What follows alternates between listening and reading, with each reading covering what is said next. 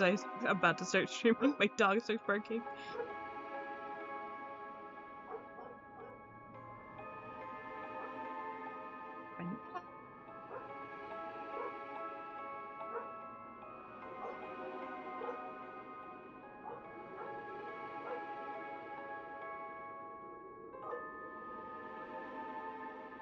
Did not clip anything? That's just chatting?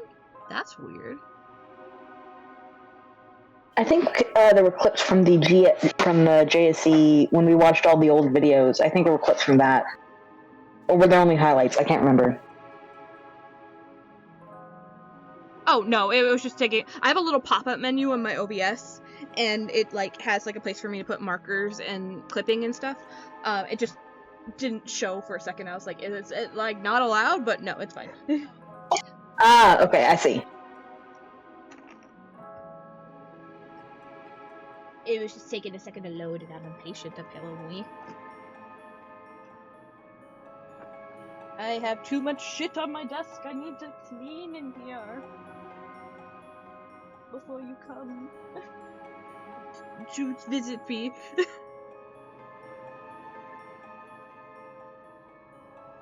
Okay, let me do my socials. Dude, honestly, you know, as long as you have, like, clothes put away and, like, no dirty dishes anywhere, it's, like, it's an improvement. That's a mood.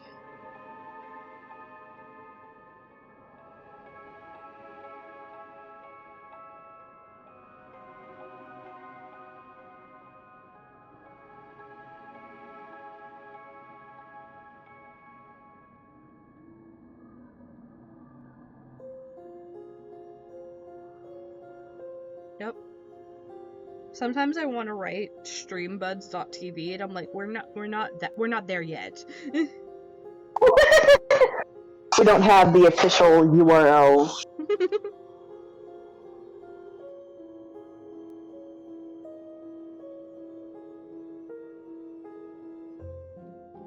Oh, I showed Destructive our little clip from yesterday, because we talk in Bread Gang all the time. That would explain why it's the clip that's most viewed now in the last 24 hours. Hello, Star! Hello!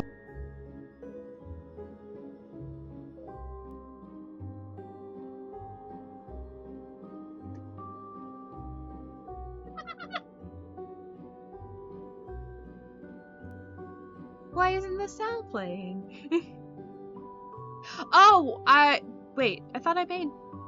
Hang on. What's up? Okay, be there a sec.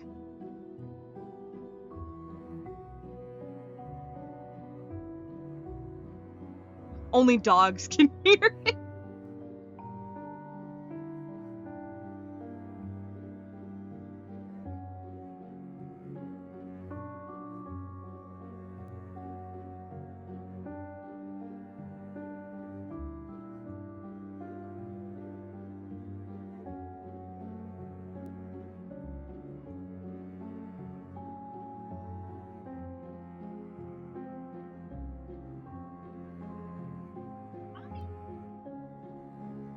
Go. It should just...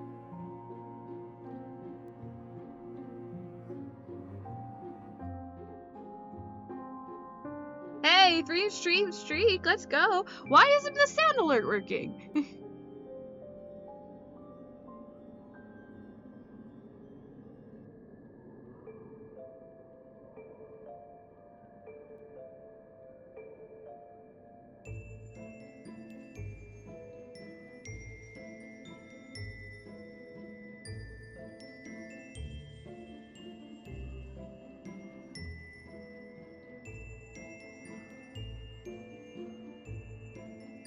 You're not ready for today. Manage your active channel influence. I mean... You and your viewers find the button inside this Twitch app. Do any of my other ones work? I just got some new ones. I think we're going to be looking at the other 3 routes today, so things may get bizarre. You spicy bubble. Yeah, thank you. aren't my sounds playing? Is this the only one that works? No, that one's not even working now. What the heck? Oh yeah, they're gonna go so bad.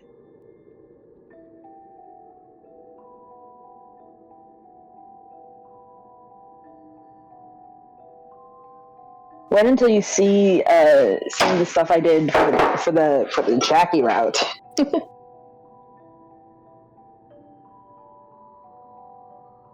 Oh god, yeah. Also, double checking. I know you said my voice is coming through. Is it? Yes. Okay, good.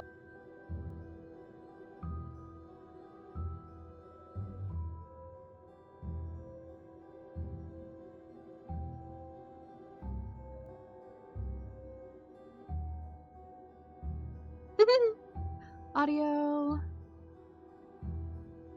monitoring device. Ah, I see. Okay. That should be this one. Let's see if that helps.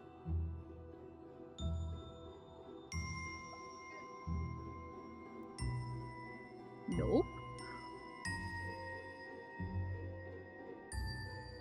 How was I doing it before? I didn't even have to set anything up before.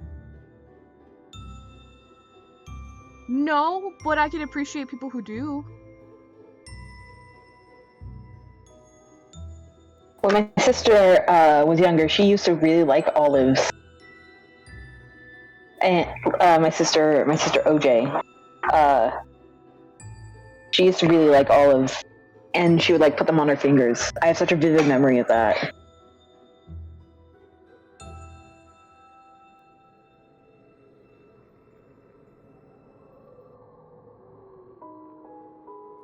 Look, I'm sure everyone has that one food that they just like eat like a maniac. Like you just consume it madly. What did you say? I did lots of things for me. We have like a little chocolate covered like pomegranate stuff, and like I will eat that. I'll eat a lot of that. I have to hold myself back from doing that so that everyone else can have some.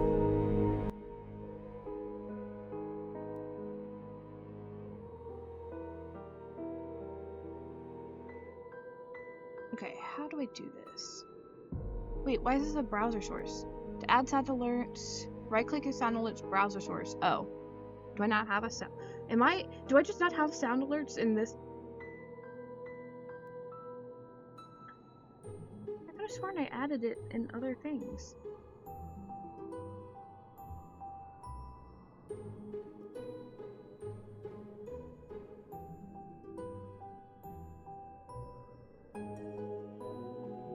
Nope, it's just broken for some reason.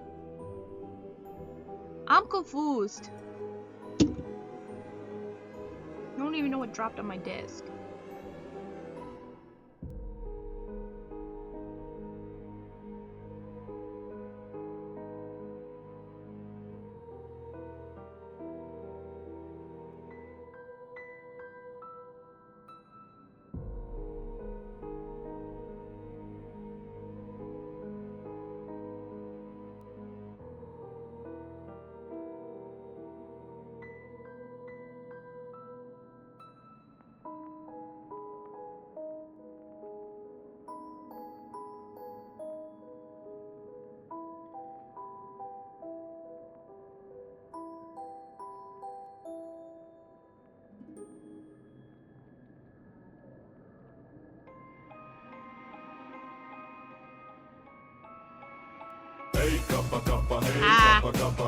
Loud.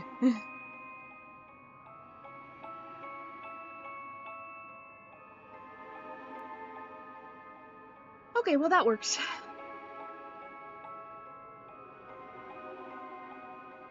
We always have the soundboard. Yeah, but I want everybody on Twitch to be able to use the new ones that I got. Yeah, I know that doesn't really solve that solution. It's okay. I got it fixed. For some reason, it looks like my original just got deleted. That's weird. But now it should We could play I'm back in the fucking building again. I'm back There we go. Yay! building again! We also have on the Discord soundboard. We may not have the ability for Twitch to interact with it, but we do have this. Bienvenue, Power Bottoms! Yeah. Alright, That's our first soundboard. I love that that's the first sound we added. Then the new power. It's one of my favorites. Alright, let me just It's because repost this on. it's so out of. It's because it's so out of pocket. Yeah. Yeah. You gotta clear these intros with me, man. I think that was for the Mount Everest bit they did. Yeah, that was from Mount Everest. Alright. Roll the intro again. Can I open with Janine Garofalo's expedition? Absolutely. Alright, welcome to Janine Garofalo's expedition to Mount Everest. Starring me, Aaron Hansen. Why would that be starring you? I don't know. She's on her expedition, man. She doesn't have time. Anyway. Oh, I gotta play one more ad. Which is good, because I love the implication that you have that. I love the implication that you have that bit memorized. Of course I do. I've been in Game Grumps since I was born. That's age 6 without a face. Yeah.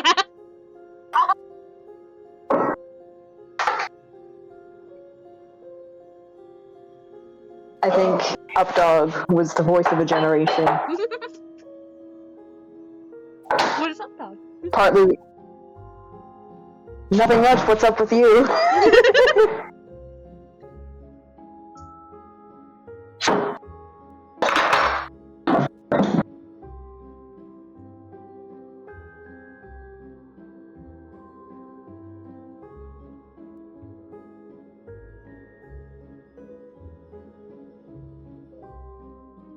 Does my reblog of that post also... Yeah, it's also mature. Okay, let me just That's so wild. post something new, because I'm not sure if anyone wants to, like, join that couldn't join last week. Wow.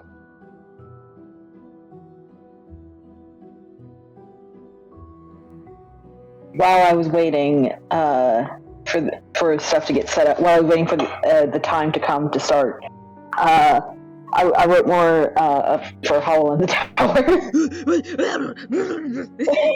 I now only have 4 sections left before it is complete. Dude, That's 26. I should have gone to bed so much earlier last night because my dad wanted to do stuff with me earlier today. But I swear I couldn't fall asleep. Number one, because I was like, I had coffee earlier in the day and I'm just like restless at night when I have coffee. And number two, I really wanted to read something before bed, and I was like, oh yeah, I told Cry, and I was gonna go read stuff, because I was listening to our last fanfic stuff, and trying to see if there's anything I could clip, and getting some other book stuff done. Not somebody who bought my book. And next thing I knew it was 2:20, and I was like, ah shit, I gotta go to bed. I went to lay down and read something, and I was like, I should read Howl in the Tower stuff. And I was hooked, man. I couldn't put it down. Hell yeah. I'm so proud. It is currently 2,100 words, not 2,600, 26,000 words, which I think is definitely short novel length. Mm-hmm. By the time I'm done with this, it's definitely going to be 30,000 words plus, which I think is definitely novel length. So I could totally publish this.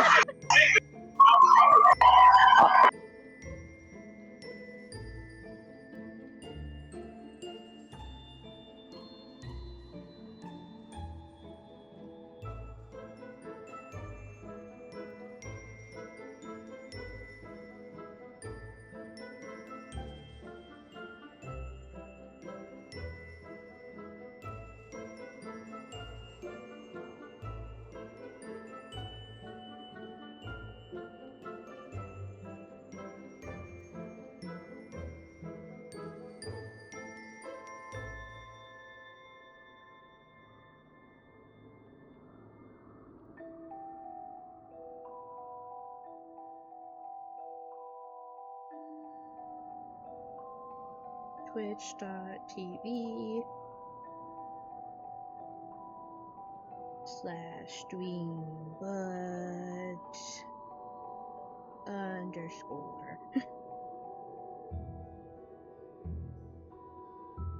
StreamBuds plays, StreamBuds reads fan fiction.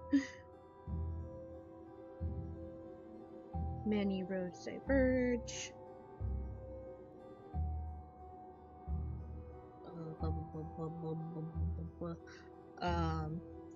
Jacksepticeye. JSE Choose Your Own Adventure. Stream shenanigans.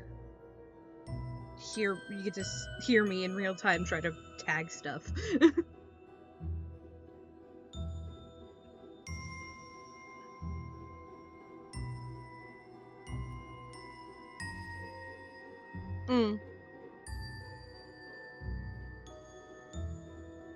Let's go.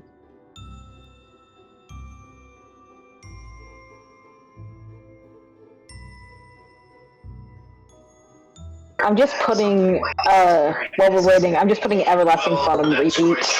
Because I've had an animatic in my head on loop since you introduced me to it.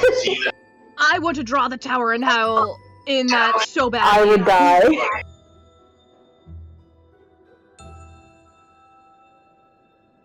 Like, I'm picturing the whole length of the story happening during the song.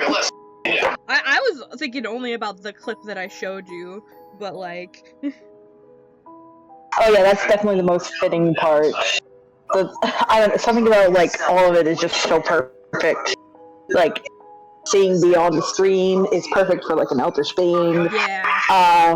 And then the open the door, obviously. And then, of course, I'll be your greatest fear. Man, I love talking about my original works. I don't think I am. I'm like, I'm not live on YouTube right now. I don't think so. Anyway, man, I love talking about original works with people who don't know what at all I'm referencing.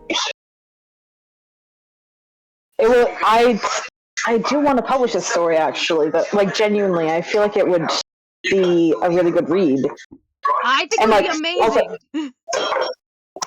I also realized a reason why I don't want to self-publish is because that would require me to do all the promotion, and I don't want to have a presence in the world. That's so fair. You know? Yeah. My gender is faceless individual. Baby girl, are you gonna join us for the stream? Winnie's joining us. Yay! Winnie, do you want to say hi to everybody? Can you tell me? Say I love you. I love you. Good job. Alright, cool. Let's get going. I'm not at all ready with my phone setup. Technically, I just got a new phone today. You did? Yeah, my dad, recently lost his job, right? And he bought himself a company phone. Aww. So that he would have his regular phone separate from his company stuff. Hi, everybody. Listen, man, hopefully more people will join us. I'm hoping. Because I swear, I thought that last time not a lot of people joined us because I posted that we were doing the Oberdin again. But this time the live notification should have said that we were doing both. Anyway, and about my phone. Since my dad wants to save some money, he wanted to get this one back on our family plan, but it was on a separate line. I had to go to AT&T with him today and figure that out. And so now I technically have, I had a 11 before, iPhone 11, so now I have a 14, and I'm sad because my case doesn't fit, but hopefully I get paid tomorrow. I have the same phone I've had for like years now. It is having like a lot of issues, but I'm going to stubbornly continue to use it until I literally can't. I mean, that is Like, so fair. my sisters upgraded their phones like a while ago, like over a year, maybe even over 2 years ago. And they're like, Crystal, you can have the one that the old one that they were using. And I was like, cool, I don't want to. Oh man. Do I need to reconnect my iPhone to all this shit? Okay. Into... Ah.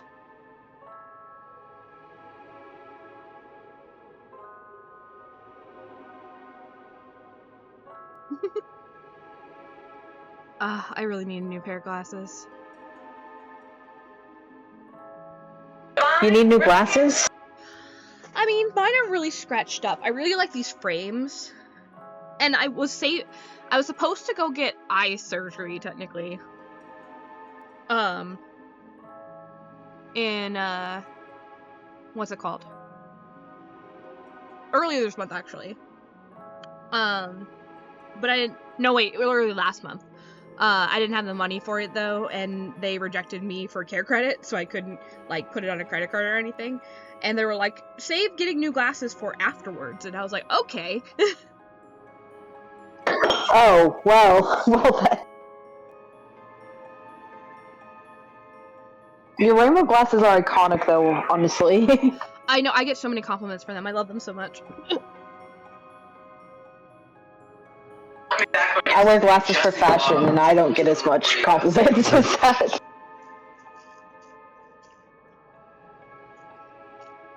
Oh yeah, fun fact, chat. My glasses are fake. But I shocked so many of the buds, like, with my sharing that, like, a while ago. They were fake? Of course they're fake.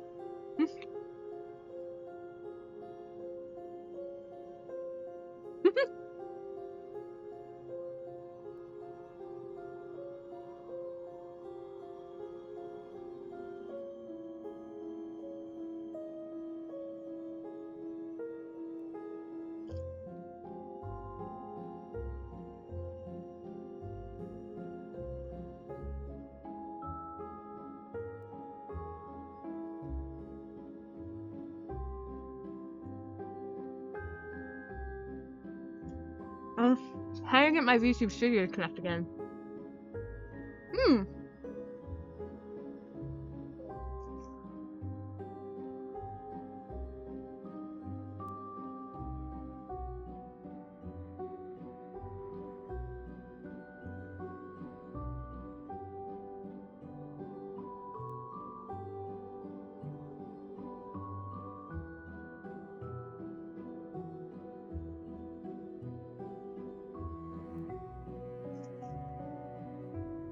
I mean, if worse comes to worse, I can always use my other phone for the studio only. That might be nice.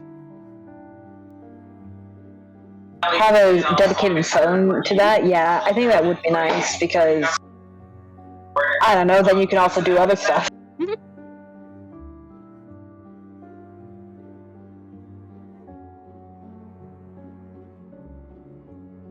Star says they found a new Danganronpa art collab. That's fun. It's so funny that Danganronpa 2 is called... Well, I'm on stream. That's amazing. It's so funny that Danganronpa 2 is called Super Danganronpa 2. And, like, I know it's a reference to, like, Super Mario Brothers. So, I don't know. I just find it so funny, you know?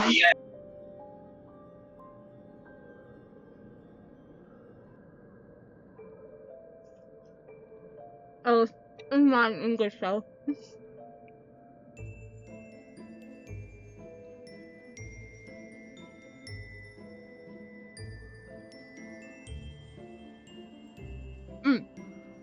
There we go, now I'm connected.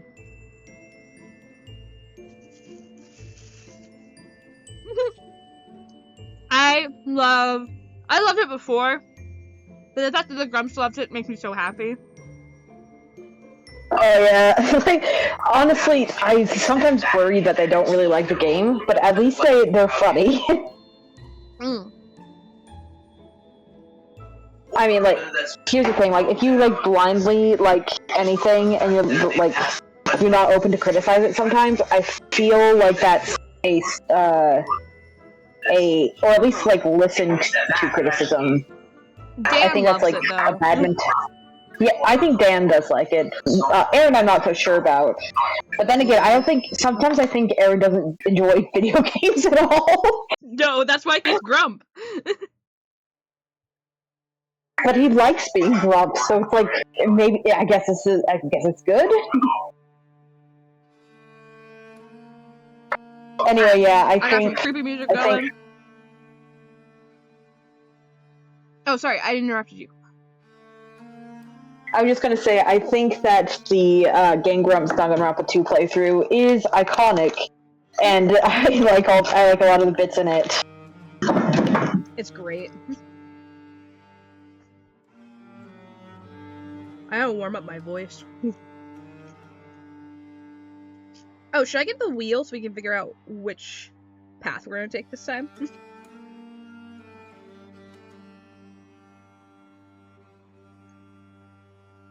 And we can also explore, like, different routes, too, like if we got a bad one last time, we can do something new, too. But let's do wheel. Yeah. I feel like for like some of them you don't really get the full experience. Like we did Schneef and Chase last time. I think that like if you get like a lot of the routes on the Schneef route are kind of samey because Yeah. Because like the only variation really is who gets injured. And like obviously like Chase only has like a handful of stuff. Like the only difference really is the ending. Mm-hmm. But like other stuff the other routes I think I was able to be more creative in. But no, not to say that I don't like the other route, the first two routes. It's just that like how do I say this? They're very simple. I already rolled the wheel. I didn't mean to. We're not even streaming. Yeah, we are. I can't We've been streaming this whole time. No, we are, but we obviously because like then, I mean they can't see. They can't see. Yeah. We're still on the starting. Okay, so then it didn't count. You're completely right. Anyway, yeah. What was I saying? Oh yeah. I like the first two routes, but I feel like if you want things to go insane and crazy, then the other routes are good. Like the first, the Schneef and Jace routes are perfect for the characters that they are, and they perfectly fulfill what I wanted them to do. But the other, Chase wants Jackie. The other three routes I gotta be like really bizarre with in writing. JJ route especially, that one goes insane. Yeah. I'm sure. Yeah, you found out about the. I still haven't seen some of them. My vanilla butt.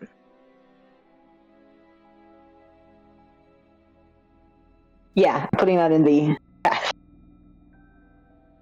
Just as an example of how insane things get. There's a whole ass route where that happens. Yeah. I definitely read that one. Guy, you know. Yeah, I remember you reading that one because you were like, what is happening? Alright, so let's get this party started. 30 minutes in. And let's go. It's fine. This is the time we usually start at. True. Alright. Star, you're the star tonight. Let's see what we do.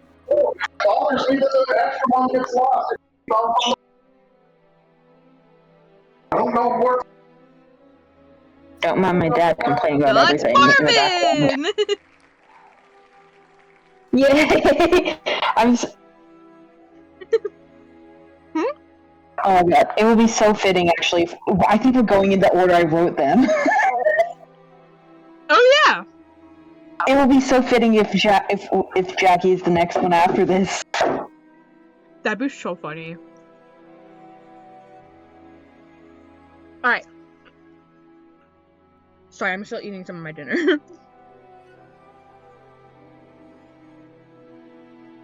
That's delicious. Okay. Let's fucking go.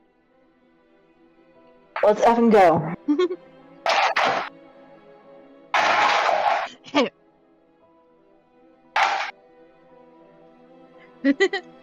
Well, I want to read too. I mean, it might give a chance for more people to come join, but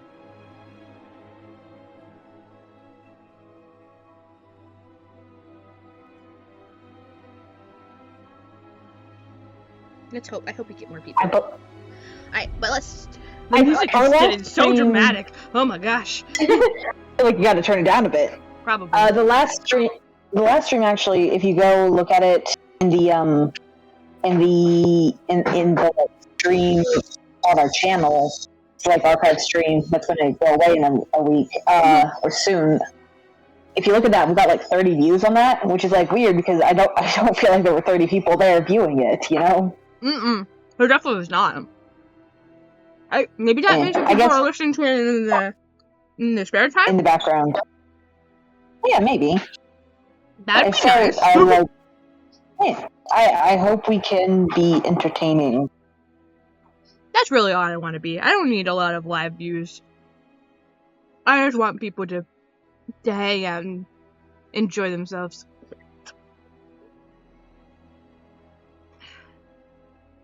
Alright, let's fucking go. Alright. We're going for fucking time. We're going to Marvin. We're skipping the first section again? I think so, yeah, because I think only Star's here. Yeah. And if anyone else isn't, if anyone else is, just like, they're at a cabin off, Marvin!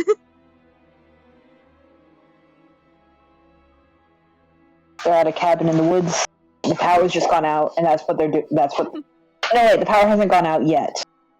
I believe that soon. It's with video games. It's the video games, yeah.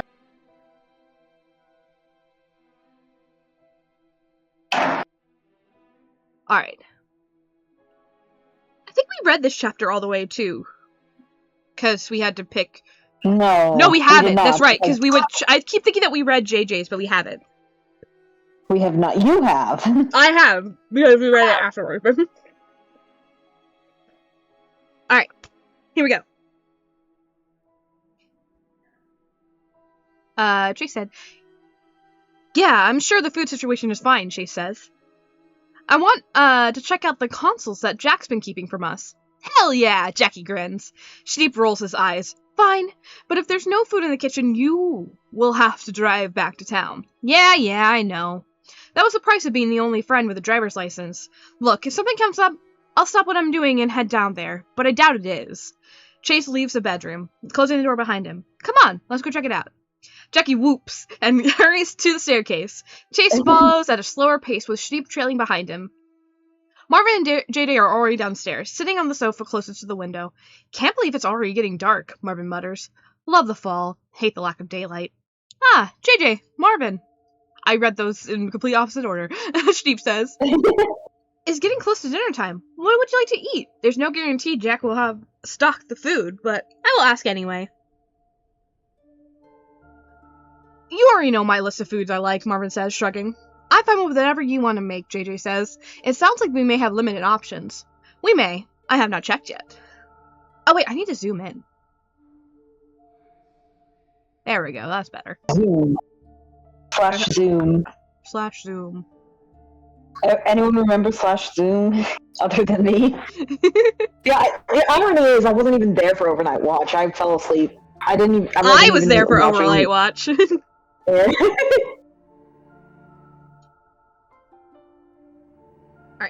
I'm trying to make sure there we go, fit it in. Ready.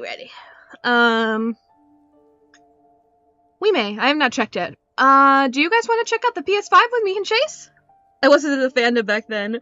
I remember vividly. I had to go to a Christmas concert the next day. So weird to think that We are fandom olds now. I know. I never thought this would happen to me. Yeah, I always felt like a latecomer because I only joined like officially, like my first fanfiction was in 2018. Right. And the fandom had already been going strong for like a while before that. Yeah. But like now it's like, I think we're pretty old by like fandom standards. Yeah. God, that's crazy. Stop eating me. Okay.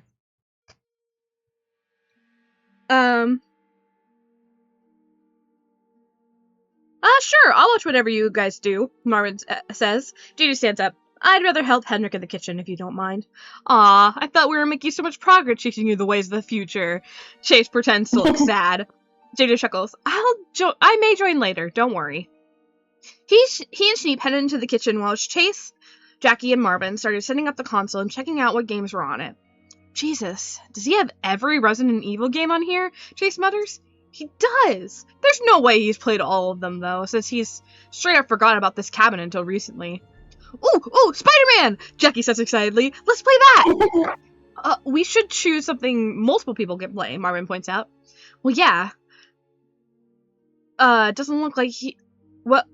doesn't look like he has a lot of those, Chase says. Look, Monopoly! You want to play Monopoly? Marvin makes a face. Yeah, that's what I thought. Good news, everyone! Sneap reappears in the archway leading to the kitchen. Everything is full of food. I don't think we are eager to cook, but JJ found some frozen pizzas in the freezer. Hell yeah, Jackie says. How many? What toppings? Well, it looks like there's one for each of us. As there are 5, one for each of our preferences. Oh, cool! I don't have to pick the toppings, Marvin says excitedly. Yeah, let's do that. The oven is not big enough for all of us at once, so who can wait? I'm not that hungry, Chase says. But I doubt that Jackie will want to eat right away, since he went straight for the PS5. Hey! Well, that's fair, Jackie admits. 3 is fine, Sneap says, and turns around, going back into the kitchen. So what are we playing? Jackie asks. I saw Grand Theft Auto back there. Let's choose that, Marvin suggests. It's always fun to watch, even if you're not playing. Sounds good to me, Chase says, selecting the game. They play for about 10 minutes, with Chase having primary control while Jackie and Marvin tell him what to do and occasionally try to grab the controller from him. Chase is about ready to tell the other two to take their turn, but they're so focused on playing when the screen and lights in the room go dark. Ah, what? Chase presses a button on the controller to see if he can fix it. Did the power go out? Chase, I love you. He's like, the power went out. Let me click on my buttons. Maybe the TV just turned off. Maybe the TV just idled. Such a dumb little boy. I love him. I didn't even notice that the first time. He's just like, click. I was just like, yeah, it seems like something he'd do. It does. In my mind. Marvin grows. We were tempting fate earlier when you said we won't have to go down into the basement. Sneap and JJ run into the living room. Did everything go out? JJ asks. Looks like it. Jackie punches his fist. God damn it! Well, at least we didn't get far. Jack said the fuse box was in the basement, right? Marvin recalls. Sneap, you still have the house keys. Can they open the basement door? I'm sure my god, I just realized something I think I did unintentionally. Yeah? Jack said the fuse box was in the basement. What happens when you go into the basement? You get possessed. Yeah. He was setting them up. No comments. That's what I've been thinking this whole time. I don't think I've read each of the apologias all together, like put them all together, so I can't say for sure. But character Jack has an interesting story, I think, but unfortunately, it is buried in one route. Wait, which route? JJ's? The JJ route, actually. Yeah. So I've gotten to literally not the Jack part yet. Interesting. I know whatever we do tonight, I'm probably gonna be reading that. Well, on my own, probably when I go to bed. I have so much I need to catch up on reading this week. Jack said the fuse was in the fuse box was in the basement, right? I recall. Sneap, you still have the house keys. Can we open the basement door? I'm sure they. Oh, Sneap digs around in his pocket. Then his other one. Where did they? JJ walks over to the table by the entrance and picks up the keys from there. He looks at Sneap with a raised eyebrow. You didn't remember where you put them? Well, I'm sure one of those can open the basement, she stammers, embarrassed. I will, keep it on the food. On the food. And then he disappeared back into the kitchen. Ooh, you So, said... like, yeah. You said, No, you say it. Oh, I think they're noticing the key thing. Yeah. JJ sighs, or Jackie says. Okay then. One of us should stay up here and keep an eye on things. Get everything ready, get everything set back up for the moment the power comes back on. Chase, are you okay with doing that? You were figuring out the controls faster than I was. Sure, I don't mind, Chase agrees. Who's going downstairs then? Jackie, Marvin, and JJ all look at each other. We're going to chapter 8 for Marvin! We already picked... Hell yeah. Hell yeah! I love Marvin Root, I'm so excited. You have chosen. Marvin goes downstairs. A moment passes in silence. God, guys, it's just a basement. Marvin finally says, rolling his eyes. Fine, JJ, give me the keys. I'll go down there. JJ hands him over. Are you sure? I bet the most I'll find out there is dust and cobwebs. Maybe toolboxes or something, I don't know. Sorry, Marv, Jackie mutters. It's weird that it's locked up, isn't it? This is more of a vacation home than a real home, JJ says. Of course they would lock everything up when they're not using it. The bedrooms and bathrooms weren't locked, though. That's because the bathrooms and bedrooms only lock from inside, Marvin says as he walks over to the basement door. If they lock them, then they have to leave through the windows, and I don't think the ones in the bathroom open up. I guess that's true. You okay with going down by yourself? Chase asks. It's probably pretty dark down there with the power out. This music does not fit. It's so sad sounding. Well, it will get sad. Don't worry, it'll get sad. Here, let's do tormented, epic, intense. Wait. Epic, intense, hybrid horror music mix. Epic, modern horror sound design. That's literally what the video's called. Thank you, horror music world. Anyway. I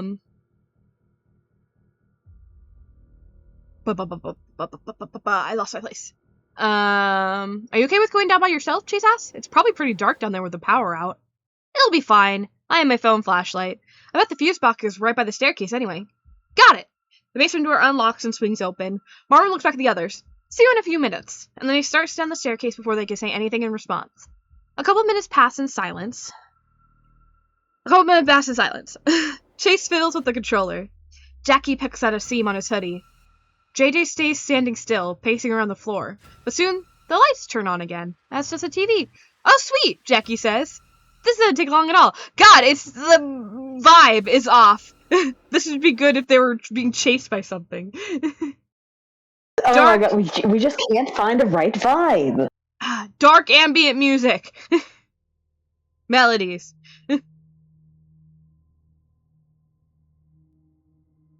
That's better. Oh, sweet, Jackie says. That didn't take long at all. Marvin must have been right about the power box being right next to the stairs. Chase says. He looks at the TV. Everything looks fine.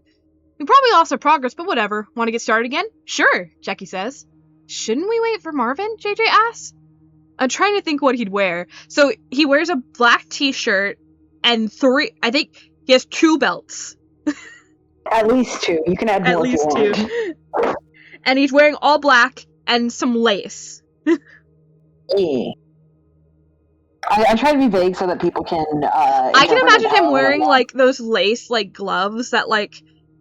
Oh yeah, he's wearing gloves, canonically. I think they're fingerless gloves. I think I've said that before. What an emo. I love him. High School Me would have been all over him. Because he has long hair, he dresses like a goth. God. My man. What are you doing, baby? You want another french fries?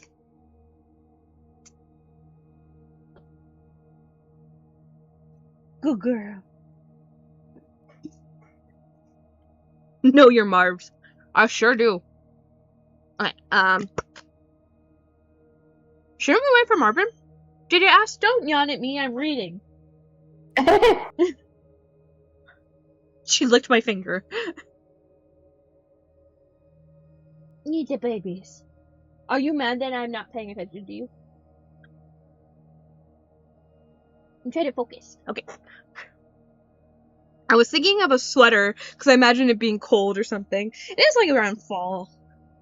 Yeah. God, you're making me want to go Urban. design, and design him too. I'm thinking like a big cardigan. Like big oversized cardigan that you could like hell yeah. do like sweater paws with. Ironically, I always pictured like a t-shirt of some kind. I mean, t-shirt, yeah, but like if he gets cold. Yeah. Marvin seems like But a then again, cardigan like- guy. Marvin complains, I think at several points that it's cold outside and he doesn't want to go outside, so Yeah. maybe that's why. Yeah, he forgot his cardigan upstairs. I just love designing outfits for Marvin, and I'm getting distracted. Oh shit, wait, yeah, Chase laughs. We forgot about him. Great friends. Sheep walks into the room. Walks into the room. You all got the lights back on? Yeah, Marvin found the fuse box in the basement, Chase says. We're just waiting for him now. He should be right up. Ah, I see. He took the keys then. I'll ask for them back when he returns. Sheep sits down and waits for the others. A minute passes. Then another. And then a couple more. Everyone keeps glancing towards the open basement door, expectantly at first and then nervously. What's taking him so long? JJ worries. He probably found something cool to mess with or something, Chase says. I guess we could text him. He pulls his phone out of his pocket, shooting a quick text to Marvin's number. A few seconds pass. Jackie and JJ lean closer, looking at Chase's phone. After a full minute, Jackie says, okay, yeah, he's probably distracted with something. That's fine, we can just keep texting him. He's clearly not getting the messages, JJ says. We should go down and check on him. Marvin has never been the best at answering texts right away, Schneep recalls. Perhaps a few more will be fine. Though if you want to go on downstairs, Jameson, you can. I'm going downstairs, JJ says firmly. Do any of you want to come with me? Clearly going alone is not ideal. Chase gives JJ a puzzled look. What do you mean? I'm worried, JJ says. If Marvin's trapped beneath a fallen shelf or something, I can't lift it up by myself. Oddly specific situation. But I guess it's a good point, Jackie says slowly. I doubt something like that is happening, though. Chase sighs. JJ is clearly ready to go downstairs anyway, so there's no real need for anyone else to go. But it would probably help assuage JJ's worries if someone else went with him. Chase, because I need him so bad. Have Chase go with JJ. To have Chase go with JJ, go to chapter 16. To stay upstairs, keep texting Marvin, go to chapter 17. Is that your vote? You want to vote for Chase?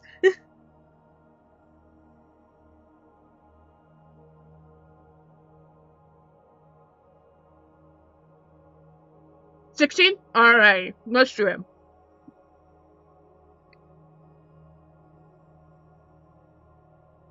Hell yeah. Hell yeah.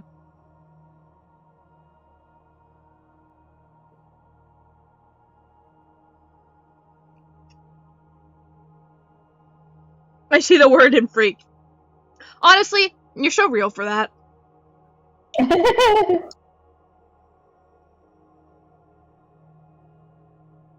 Alright. Chase goes with Jake. Oh man. I'm on Tumblr. Black Tabby Games just answered an ask about like the if you remember in Slay the Princess when you go to the mirror, it's like you've grown, you've withered, you've decayed or whatever. They replied to it with like an image that's like confirming like yes, that was intentionally the cycles of decay. Hell yeah, we get that. We got that. Let's go, we're so smart.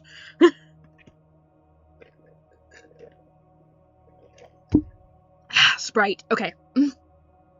Refreshing. Refreshing. Refreshing like a spring breeze. Alright, JJ. Chase sets the controller Chase sets the controller down and stands up. I'll go check on Marvin with you. JJ slumps, visibly relieved. Thank you, he says. I know I'm probably being silly, but I can't shake this feeling that something's happened. No, it's okay, really, Chase assures him. Jackie picks up the controller. Well, while you guys are gone, do you mind if I... Don't you touch a button on that, Chase threatens. Sheep laughs. You heard him, Jackie. Put it down. Aww. Jackie sets the controller down again. Fine, fine. You guys be back quick with Marvin, okay? We will. Hopefully, JJ says. Chase, Man, come on. I am an excellent writer. You are! I write character interactions so good. You do! I love when there's lots of character interactions in your fics. They're so good. And you write these boys so good. Yay. I'm the best. Well, You're the best. I should say that. And I'm I think very you're the good. best. And I needed this confidence boost. You're better than me, trust me. Says Star. Well, Cheese Chase. I don't know if you heard me say this on our Sunday stream, but I literally studied creative writing. Yeah. So unless you also studied that for doing the math, for 8 years. Oh yeah. Yeah, and don't put yourself down by. I mean, that's why I say I'm a good artist, because I've been drawing for almost 20 years now. Because I'm old, and I'm turning 30 in December, and I wither to dust. Anyway. You're refreshing like a spring breeze, Huffle. Yep, I started drawing when I was 10. That's when I say that I started seriously drawing. Because, I was always in, kindergarten and stuff. Kids were always like, oh my god, you're such a good drawer, you know? I have a very distinct memory of someone, sitting up to me. I was drawing, a self-portrait. And they're like, oh my god, you're so good. When I was, in kindergarten. But I remember when I was 10 in 5th grade, I sat down and... God, I just realized that I was a LARPer in 5th grade. I was doing role plays, basically. Because one of my favorite things to do on the playground was to make up games. Which are basically just role-playing games, now that I realize. I was setting up, playground scenarios with characters and, assigning everyone a character and making, plots and stuff. That was my shit. I loved that. That's literally live-action role-playing. I know, I was literally, setting up LARPs. But I wanted to start drawing... I drew here and there, but, back then I wanted to start drawing comics of, the games that I was making. And I remember getting out notebook paper and just sitting down at the benches at my school and just drawing comics.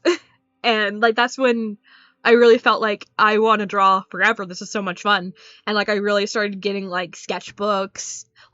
My first couple were just lined notebook paper. But then my mom started to see that I was really into sketching, so she started getting me sketchbooks. And from there, I've just been practicing drawing, every day since. That's insane. 20 years. In retrospect, I think I also started writing in 4th or 5th grade. Hell yeah. That's Yeah. kind of when you really start to find your personal niche, you know? Yeah. That's what I wonder if that's the same for everyone else. Yeah. That'd be a good experiment to run. Yeah, because you always hear stories about Mozart was writing music when he was 6 years old, and I'm yeah, because he was he's an exception though. Yeah. He was trained to do that. So I think I started around 5 to 6 years ago, seriously. Or years ago. Instead of seriously. Anyway. Yeah. So that also adds to our our theory, because I'm pretty sure you just turned 15. So oh man, baby. I drew the only reason I know that is because they had me draw their commission for their birthday. Aw, that's adorable. It was very cute. Alright. Focusing now. But yeah, 20 years Marvin. drawing. Let's go. Yeah, it's so cute. I liked it. Alright.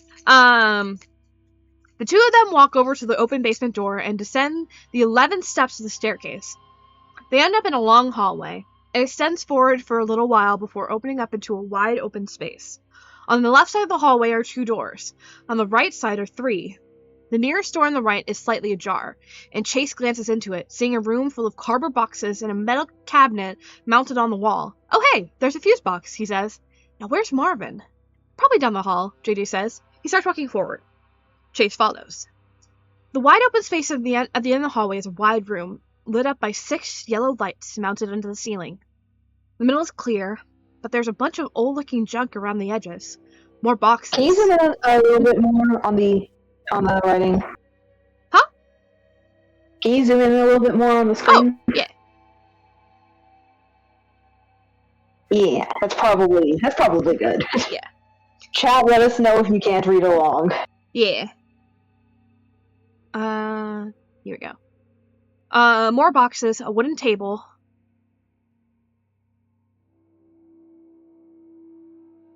I have to double check where I am on the A wide screen open too. space, I think. Yeah, no, I had I'm trying to make sure I know where the screen is here too. For okay, there we go. More boxes, a wooden table with deep scratches on its surface, and above all, bookcases full of dusty shelves. Marvin sits in a wooden chair that looks like it matches up with the table. There are 4 other identical chairs dotted around the room. A dining room set, perhaps? He's hunched over a thick book, scanning the first pages so intently, he doesn't even realize JJ and Chase have walked into the room. Marvin? Chase calls. Marvin looks up. He smiles. Oh, hey! You came down here to look for me. Of course we did, JJ says. We were worried. We've been texting you. Really? I didn't notice. Marvin shuts the book, closed, and stands up, leaving the book on the chair. 2 of you? Aren't Jackie and Schneep coming downstairs too? Nah, they stayed upstairs. Chase says. What are you reading? One of the books down here. They're so fascinating. I got curious inside to look around. I'm so glad I did. Marvin's eyes are alight. He hurries over to the others so quickly that Chase actually takes a step back in surprise. Here! Marvin grabs JJ by the hand and pulls him into the wide room. I can show you. Bro, we were kind of in the middle of something upstairs. Points. Nerd!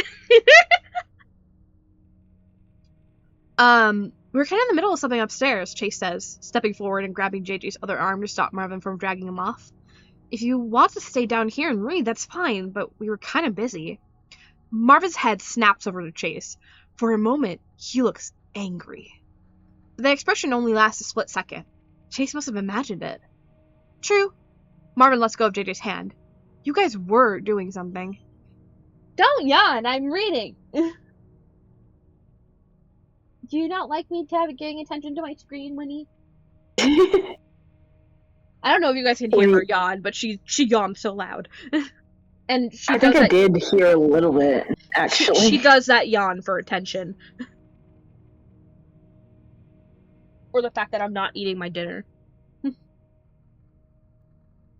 Or both. Alright.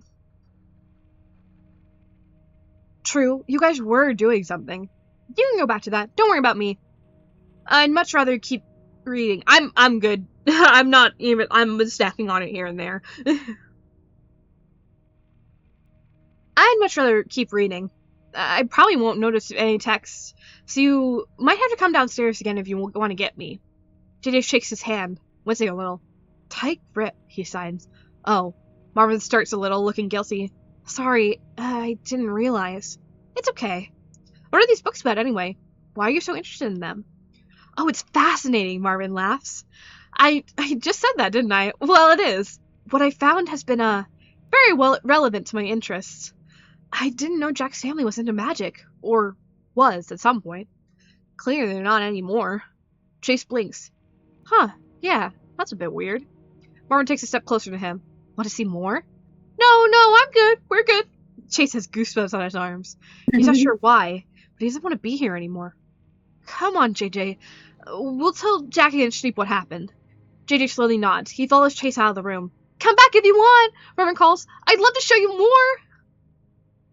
Chase and JJ head straight back to the staircase, not diverting to look at the other rooms. They're quiet until they start up the steps, at which point JJ stops and looks at Chase. Did that seem odd to you? He asks. Yeah. Chase agrees. I know Marvin can be a bit weird sometimes, but that wasn't his normal weird, I think. I don't know. I don't want to be rude or anything. Really, Winnie? She's put her paw on his butt. Like, hey, hey, hey, pay attention to me, pay attention to me. Hey, look over here. Reading. I'm reading, my love. I'm reading, puppy. With a warm belly. Are you just mad that I'm reading more about a cat man? Would you like him better if he was a dog man? I'm a cat man. Ski boop a dabba dop. Beep a dabba dop. Ow, Ski you're boop a hurting me dabba with your dop. big old claws. Do you want me to hold your hand while I read, Winnie? Are you scared? I wonder if holding her hand will actually do anything. Except that she's like, I have to like turn in my chair. What about Batman? I have to like turn in my chair. Like what? Like my computer screen's over here, and my bed's over here, and I have to turn back and forth between two. I can't. I have to like lean back to bet her and look at the screen. Winnie. You must choose. No.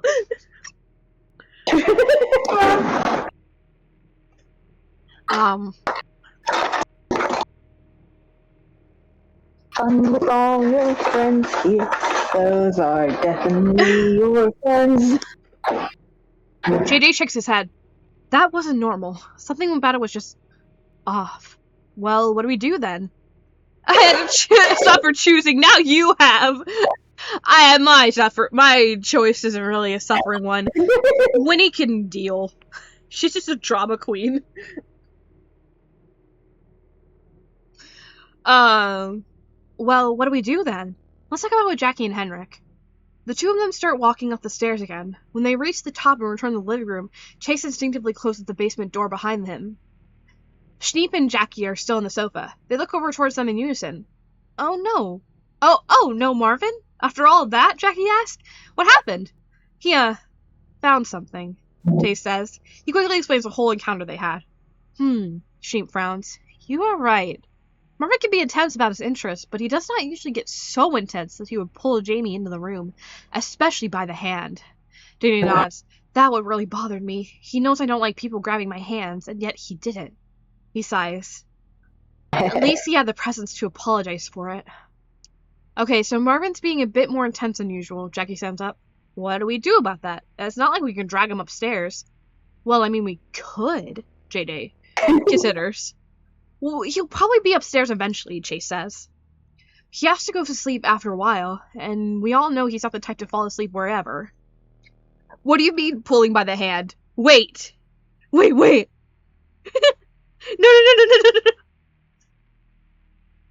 I don't know why they're freaking out, but...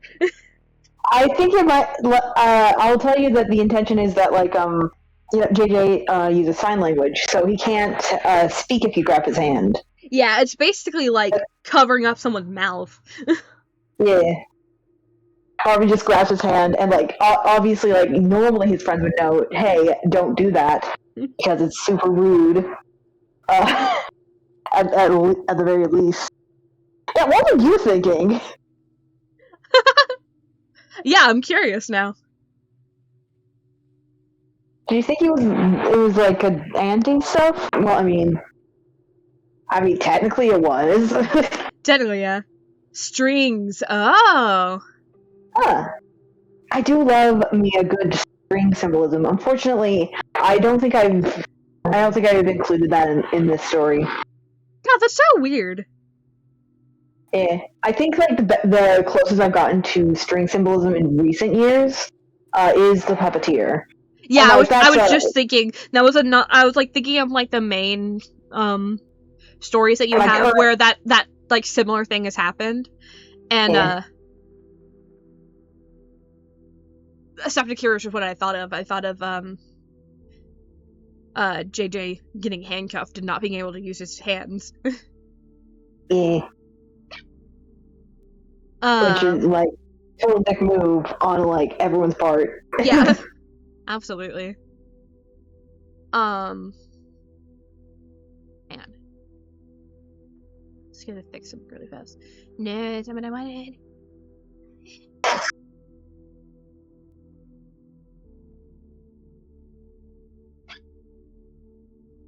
Rickleton. Thank you.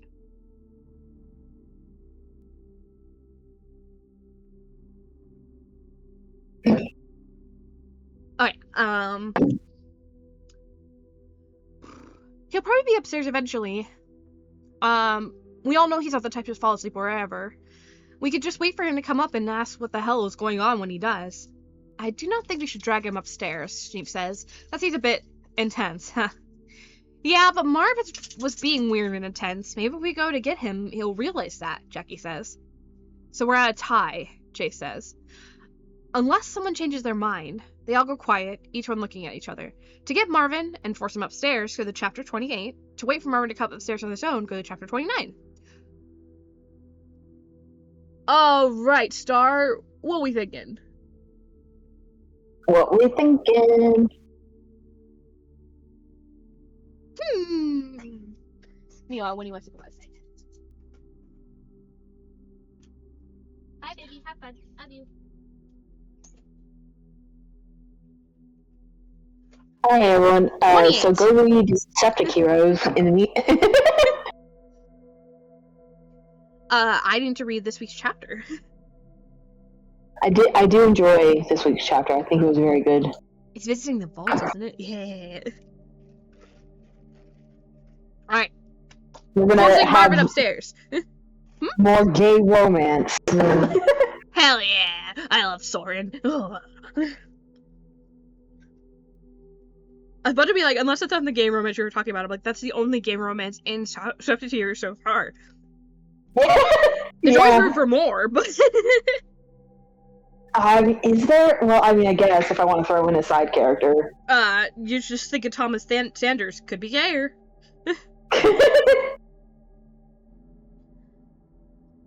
I don't I want need to to start throw in reading it. I mean, technically, one time we read... Oh, sorry.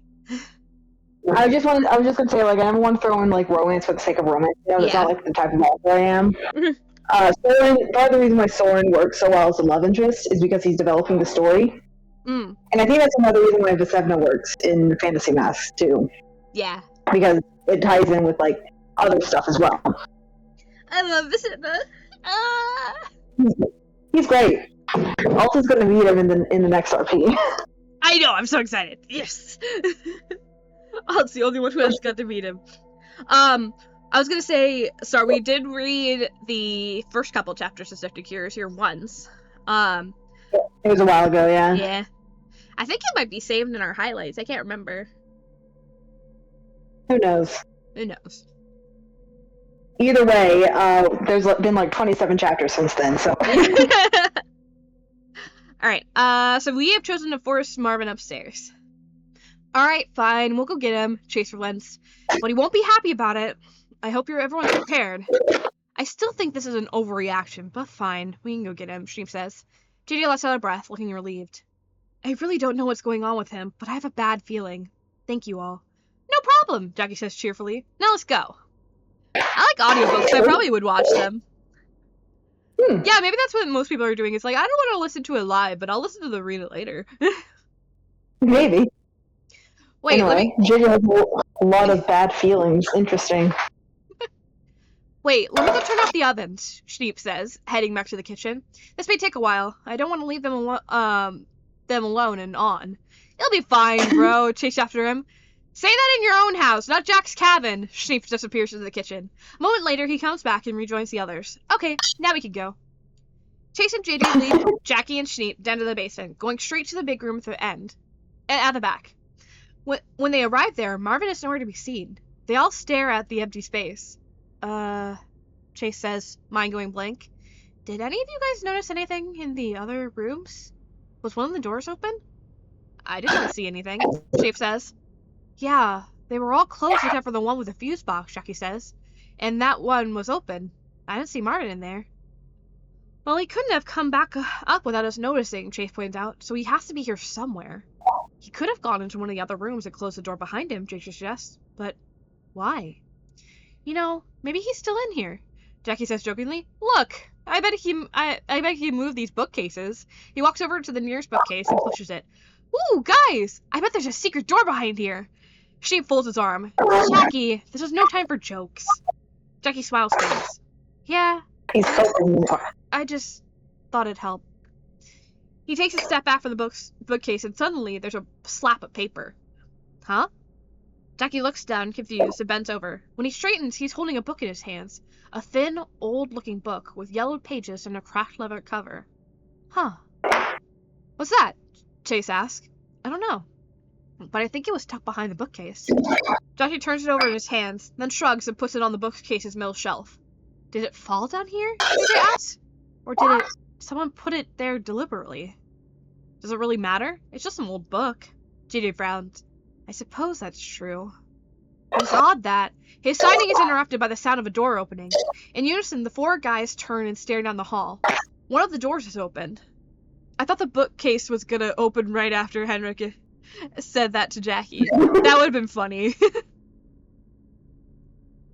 That would have been funny. Jackie would have been like, wait, no, I'm right? What the fuck? I'm never right. Unfortunately, there are no secret passages. There's just weirdness. Signing is interrupted by the sound of a door. The one next to the room with a fuse box, and Marvin walks right out. Oh, hey guys, he says. Come to check out the basement? The others all look at each other, unsure how to approach this. We were a bit worried about you, Sheep says after a long pause. Did I really write process? Did I really write What was that? Approach this. Okay, Oh. yeah. That makes more sense. I thought you said process, like Oh. processing, and I'm like, what? Processing pain. Ow.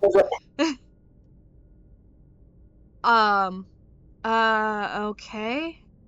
Marvin looks confused. Why? Do you think I get locked down here or something? Because I have the keys. I can get out if a door suddenly locks on me. And I do have a phone, you know, like everyone else. He laughs a little. We're acting a bit weird, Chase says slowly. It was? Marvin blinks. I, didn't realize.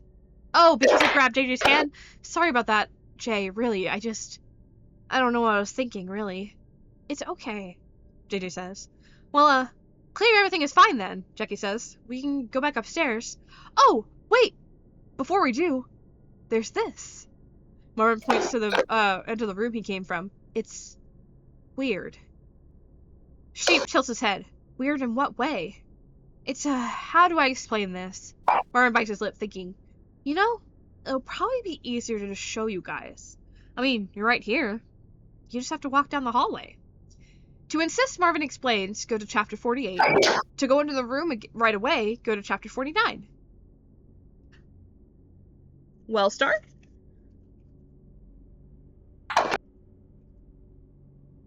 I will provide no comment, as always. As mostly, I should say.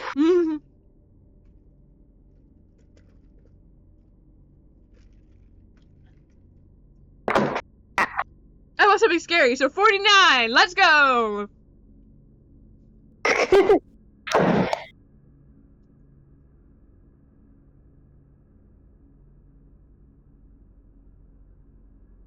Go into the room. There is a choice coming up that I'm very curious how will play out, because it was like 50-50 on Tumblr when I did this route for the longest time. Did we do the Marvin route on Tumblr? Yeah, we did. Oh, yeah, we did! One that to celebrate the release of this. Right. Okay. Or I should say the completion of this. Yeah. The four of them exchange glances, then JJ steps forward. Alright. Just in this room? He asks. Yeah. Marvin nods and goes back into the room he came from. The rest of the group follows. The room is empty except for 4 wooden chairs. A single dim light bulb lights it up, but there are still shadows around the edges. And on the floor, wooden boards instead of the blank concrete in the basement hallway, is a design. Chase traces the lines with his eyes. A circle, with lines crisscrossing back and forth, and 6 strange symbols burned into the empty space in the center. The 4 chairs sit at the edge of the circle, evenly spaced between each other. What is this? Sheep asks. It's a ritual circle, Marvin says, used for casting spells. But it's a fucking weird circle, I'll tell you that. I mean, look at this setup. He waves in the room in general. Fucking creepy. Yeah, I'm with you Effing there. circles. Fucking circles. Yeah, I'm with you there, Jackie mutters. How strange is it? JD asks. Have you seen anything like this before? Oh, fucking no. I haven't even heard of anything like this, Marvin shakes his head. I don't recognize this pattern, and actually, patterns aren't really used that much. It's usually just a circle, maybe with some runes around the edges if you want to be fancy.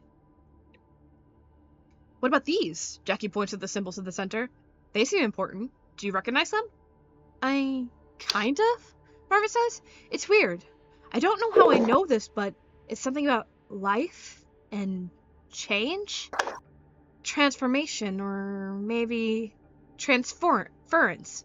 I don't know. Why is it burned into the ground? Chase mutters, tapping on one of the lines with the tip of his shoe. Seems like a lot of effort. I'm guessing whoever did it was planning on using it a lot. I don't know. Is there anything you do know about this setup? Chief asks. Marvin pauses. Well, like I said, I think I know the gist of these runes in the center. The wood planks are English U. That's a pretty powerful wood. It amplifies any spell. It amplifies any spell you plan on casting.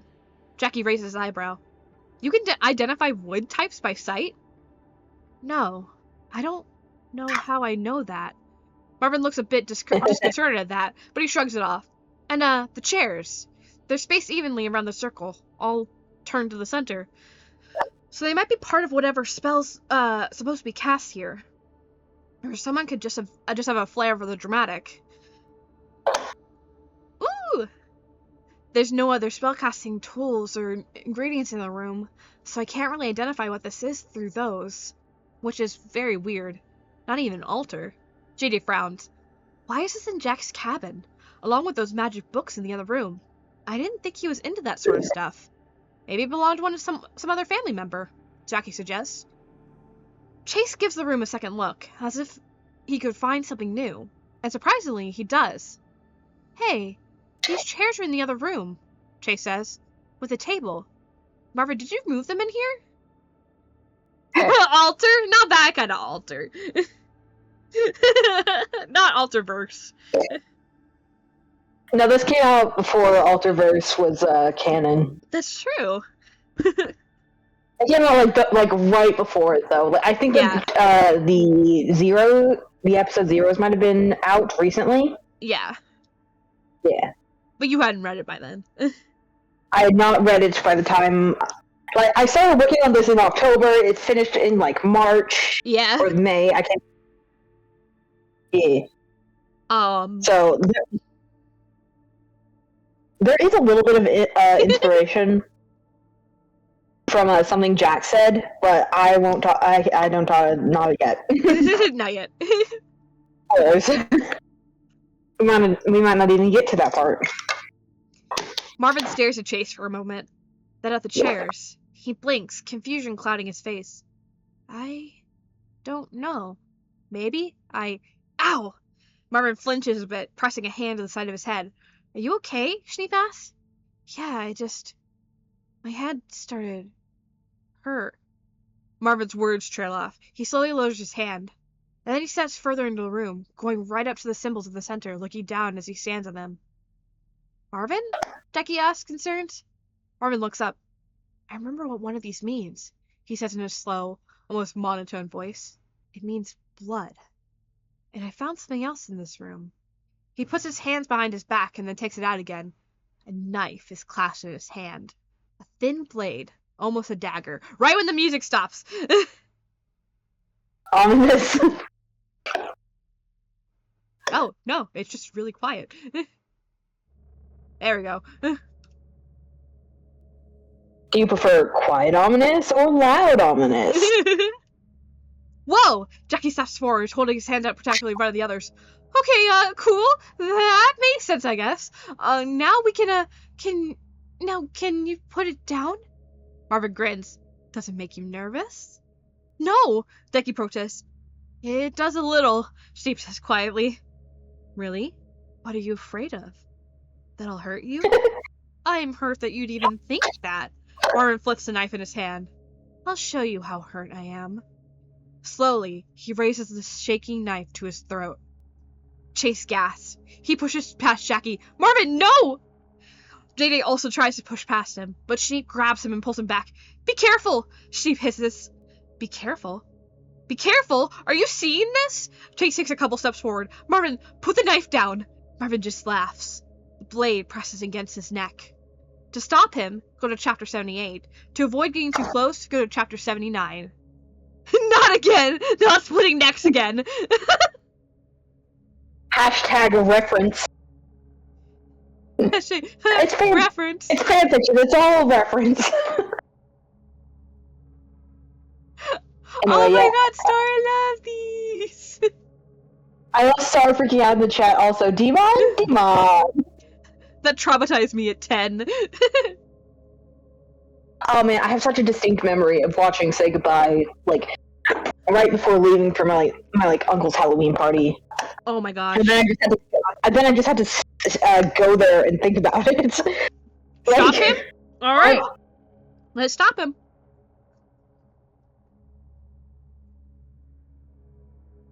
Alright. Now that this choice has been made, this is the choice that Tumblr was, like, really 50-50 about. I think there was, like, it was, like, a barely difference. Onto the don't get too close route, actually. We're, diverging. I think that this might have been that sneaky one that I was talking about.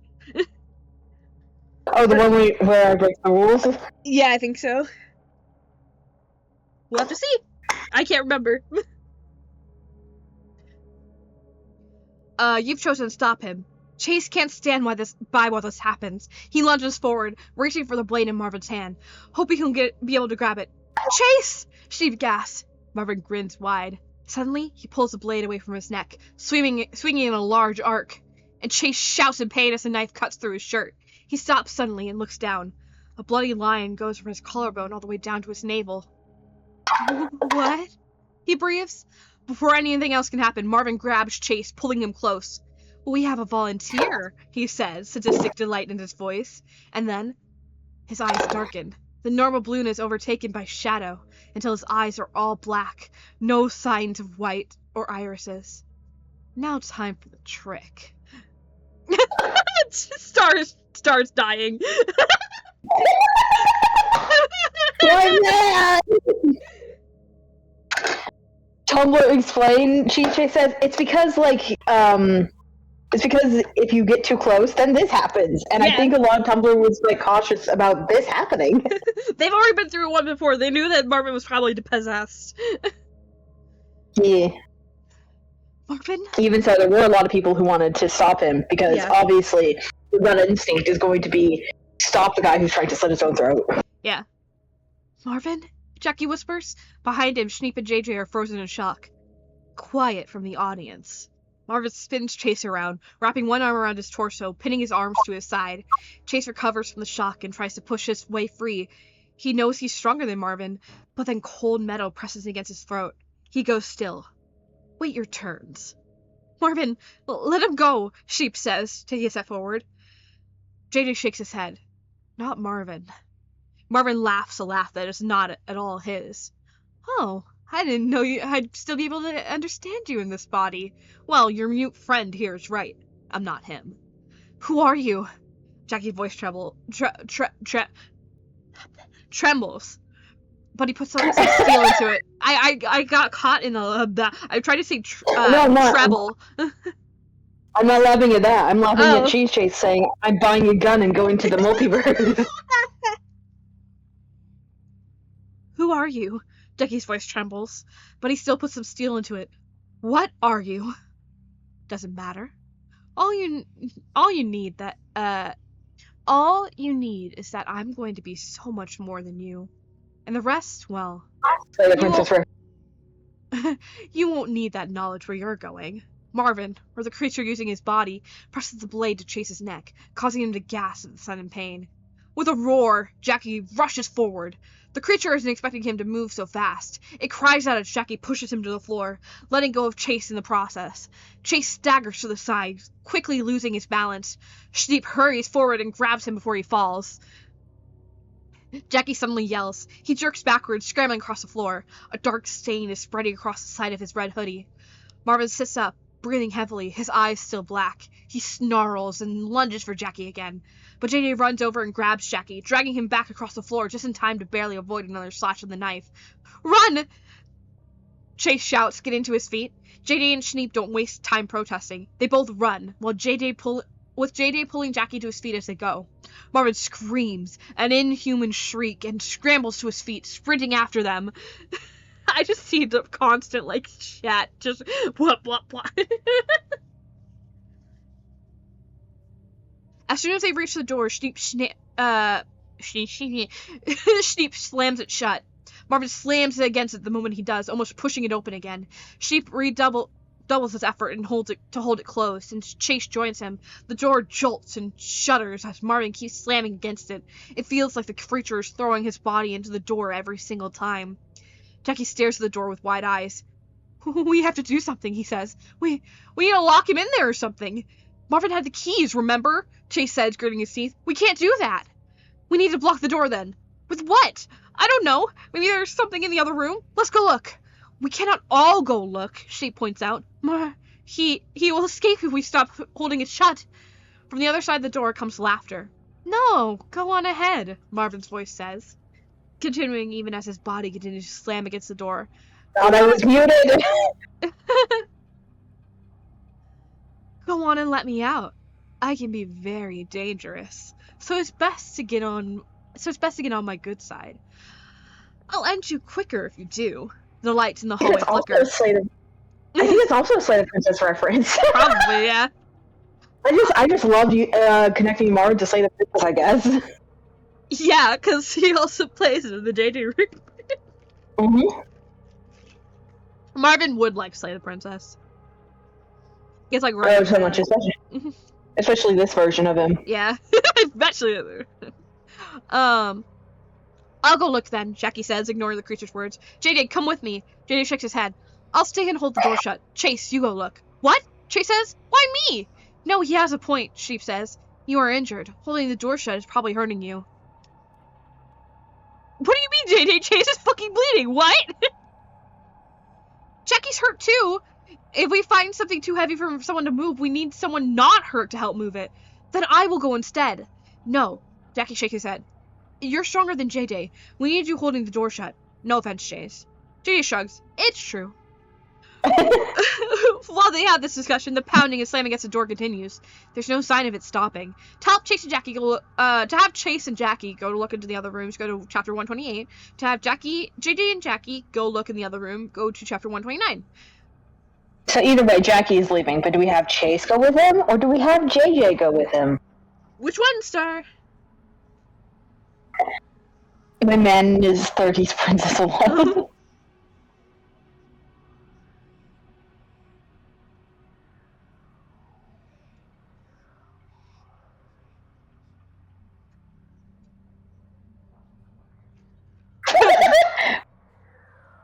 Not so fair. I wanted to suffer, so Chase, you go. As a fellow Wump lover, I understand. Hell yeah. So it's 128. Yeah, I know, I was just eating a second. Okay, yeah, we just established. Finishing up my chicken nuggets. You got me, says Cheese Chase.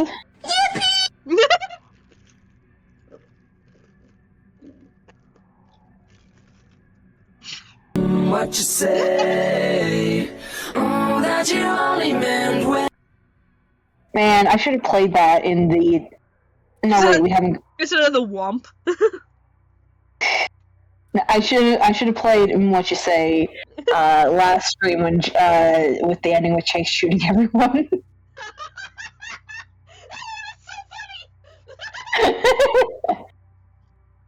I cannot wait for you to say something like bad choice there. Honestly, I can't remember what you don't remember. You were there. What? You were there. You literally made the choices to do it. Okay, yeah. I forgot. That was a week ago. So fair. It was a week ago. I forgot. Alright. You, What's Trisha, the? Chase, and Jackie go. Alright, You know what you fine! forgot? You know what you forgot, Star? Emotional damage. Alright, fine! Chase shouts, JJ, come here! We're switching! JJ nods and hurries over. They wait for a moment between slams, then quickly change places. JJ looks at Jackie and Chase and jerks his head to the side, silently telling them to be fast about it. We will, Jackie promises. Come on, let's go. He turns and runs down the hallway. Right! Chase follows him. They're back in that big room in the end of the hallway. Jackie's head turns on a swivel, looking around frantically. He can't possibly move the bookcases, he says. Not fast, at least. The thing needs to be heavy, but easy to move. I'm guessing the dining table's out of the question then. Chase says, it's not easy to move at all. Jackie laughs a bit hysterically. Yeah, maybe these boxes? They're not just cardboard, they're like crates and stuff. Yeah, they are. Jackie goes over to the edge of the room. He bends over, wincing as the movement aggravates a cut on his torso, and starts trying to push them. Crates and trunks and all that. Hey, be careful, Jackie says, joining him. You're hurt. Chase stands up straight, laughing. You are too! Did he stab you? Jackie winces. Yeah. But your neck, man. It's fine. Or, as fine as it can be. I can breathe. I should be happy about that. Chase presses a hand against his throat and winces. The main concerns are moving his head and getting blood all over the collar of his shirt. Anyways, there has to be something we can use here. Yeah, the other guy ran while the other two bleeding dudes got to do all the job. Guess they're always dead meat. No. No, they wouldn't leave them. That would have been a good ending, though. Right. Jackie steps forward. Ditch them. And his eyes lock onto the nearest bookcase. Hey, this is gonna sound insane, but what about that book? Huh? Jackie reaches out and grabs a book from the shelf. It's that old-looking one from earlier, the one that was behind the bookcase. Maybe JJ was right, and it was hidden on purpose, Jackie says. Maybe that thing hid it. Maybe there's because of it, there's something in here that can stop it. Maybe because something in here can stop it. That does sound a bit insane, Chase says. Angst. We can make this a secret ending /J. That does sound a bit insane, Chase says, but maybe it's right. After all, Marvin's fucking possessed, apparently. He laughs. But we should find something to block the door, too. The lights overhead flicker, and Chase stops talking.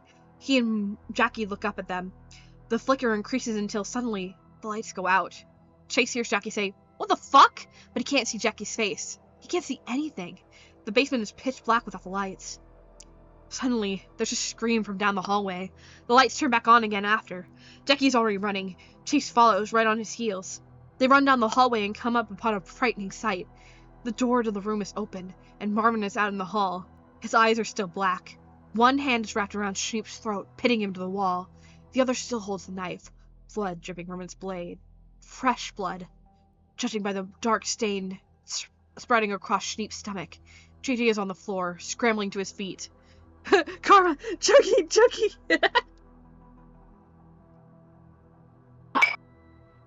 Hey! Jackie shouts as he and Chase get to a halt. What the fuck? He gasps. The creature turns Marvin's head towards them. Come to join the show? His smile widens, and then fades a bit. What is that? Let Schneep go, you motherfucker! Jackie shouts, ignoring the question. Marvin doesn't let go, even as Schneep reaches up and grabs his wrist, trying to push his hand away. What is that? The creature repeats, using the knife to point at the old book in Jackie's hand. The book? Chase says, confused. JJ looks at it, then looks at the creature. Do you know what this is, Marvin? If I knew, I wouldn't be. Not you. JJ signs. Marvin. He uses Marvin's name sign, so the distinction is clear. The letter M, followed by the sign for magic. The all-black eyes blink, and then darkness flickers. And then the darkness flickers. Chase gasps. Do that again, JJ! JJ looks confused, but he nods. Marvin, he signs. Marvin, over and over. The darkness flickers some more. Marvin shakes his head. You can't. The creature growls. Some ridiculous flailing isn't going to. And then the darkness in Marvin's eyes abruptly clears. He gasps. The knife clatters to the ground. He lets go of Sheep's throat, and Sheep wheezes and starts coughing. Chase hurries over and Sheep starts leaning on him. Marvin! Jackie says. He laughs. Oh, I'm so glad that he's not gone. They are changing him like a they're changing him like a light switch. Dark side, light side, dark side, light side. I once saw an animation for FNAF Security Breach about Sun and Moon, in which the lights in the daycare were malfunctioning, and it was just like it was going in time to Carla Manson. It was like light, dark, light, dark, light, dark, and Sun and Moon were just standing in the middle, like switching. And it was so bad.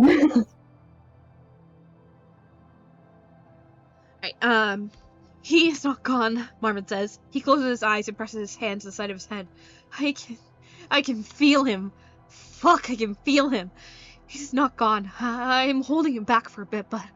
Then his eyes fly open again. He turns and runs back into the room with the symbol on the floor. As soon as he passes through the doorway, he takes something out of his pocket and throws it at the others. Then he slams the door shut. Whoa! Hey, Marvin! Jackie gasps. JJ is playing with Marvin while everyone is just out bleeding. He's not playing. JD scoops up the thing that Marvin threw. It's the house keys. He stares at them for a moment, then rushes over and locks the now closed door. Lock it! Marvin shouts from the other side. He'll get out, but you can delay him. You have to look through the book. It confused him. Jackie goes over to the door as well. Marvin, we're not gonna lock you in. You have to, Marvin insists. You'll need all the time you can get. Look at the book. Take care of your... Fuck, I'm so sorry. A sob catches in his throat. I'm so sorry. I didn't want to hurt any of you. Please, go take care of yourselves. There's a first aid kit in the first floor bathroom. Use it. And read the book. Marvin? Marvin. I know, but it would be funny. Marvin. Steve's voice is hoarse as he talks anyway. What is the book? A pause. I think it's some sort of grimoire, maybe? It sounds like Marvin is struggling to get the words out. A book of spells. He takes a deep breath. All of you, go upstairs. Get out of here. Whoa, hey! Jackie shakes his head. Okay, fine. We'll lock you in, but we're not going to leave you down here. You need as many doors in between us as possible, Marvin shouts. Just go! No time to talk about it. He's right. There's no time to debate, Schneef says. Jameson. JD jumps a little and looks over at him. What? You have the keys, so you should decide, Schneef says, to make it easy. Jackie and Chase nod in agreement. Should we go upstairs? JD looks on the keys in hand. He looks at the stairs, then at the room where Marvin is hiding. To go hide upstairs, go to chapter 198. To stay with Marvin, go to chapter 199. I want all these bitches to... I don't want all these bitches... I want all these bitches to die. I want to stay. Okay, we're staying. Let's go.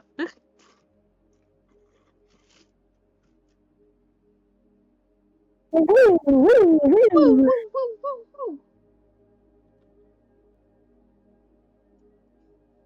We'll stay here, JD decides. I don't think it'll matter, but I don't want to leave Marvin. Jackie lets out a breath. Okay. He turns to the closed door. We decided. We're not leaving you, Marvin. A laugh comes from the other side of the door, strained by stress, but undoubtedly Marvin's. You fucking idiots. Okay, fine. I can't change your minds, I see. But you're all still hurt. Not JJ, Chase points out. Yes, Sheep agrees. Marvin, you said the first aid kit was on the first floor bathroom, right? Yes? Yeah. Great. Jamie, go upstairs and get it. Bring it down here. And bring some wet towels or something. If there's a saline solution in the kit, use that. But otherwise, water will be fine. We have to clean these wounds before treating them. JJ nods. Eyes alight now that he has purpose. I'll be right back, he says. And as soon as those words are signed, he sprints down the hallway towards the staircase. The others watch him climb up the steps and disappear. Chase lets out a breath. Well, what do we do in the meantime, Doc? Sheep nods. Everyone sit down. We need to get ready for when he comes back by removing anything blocking the injuries.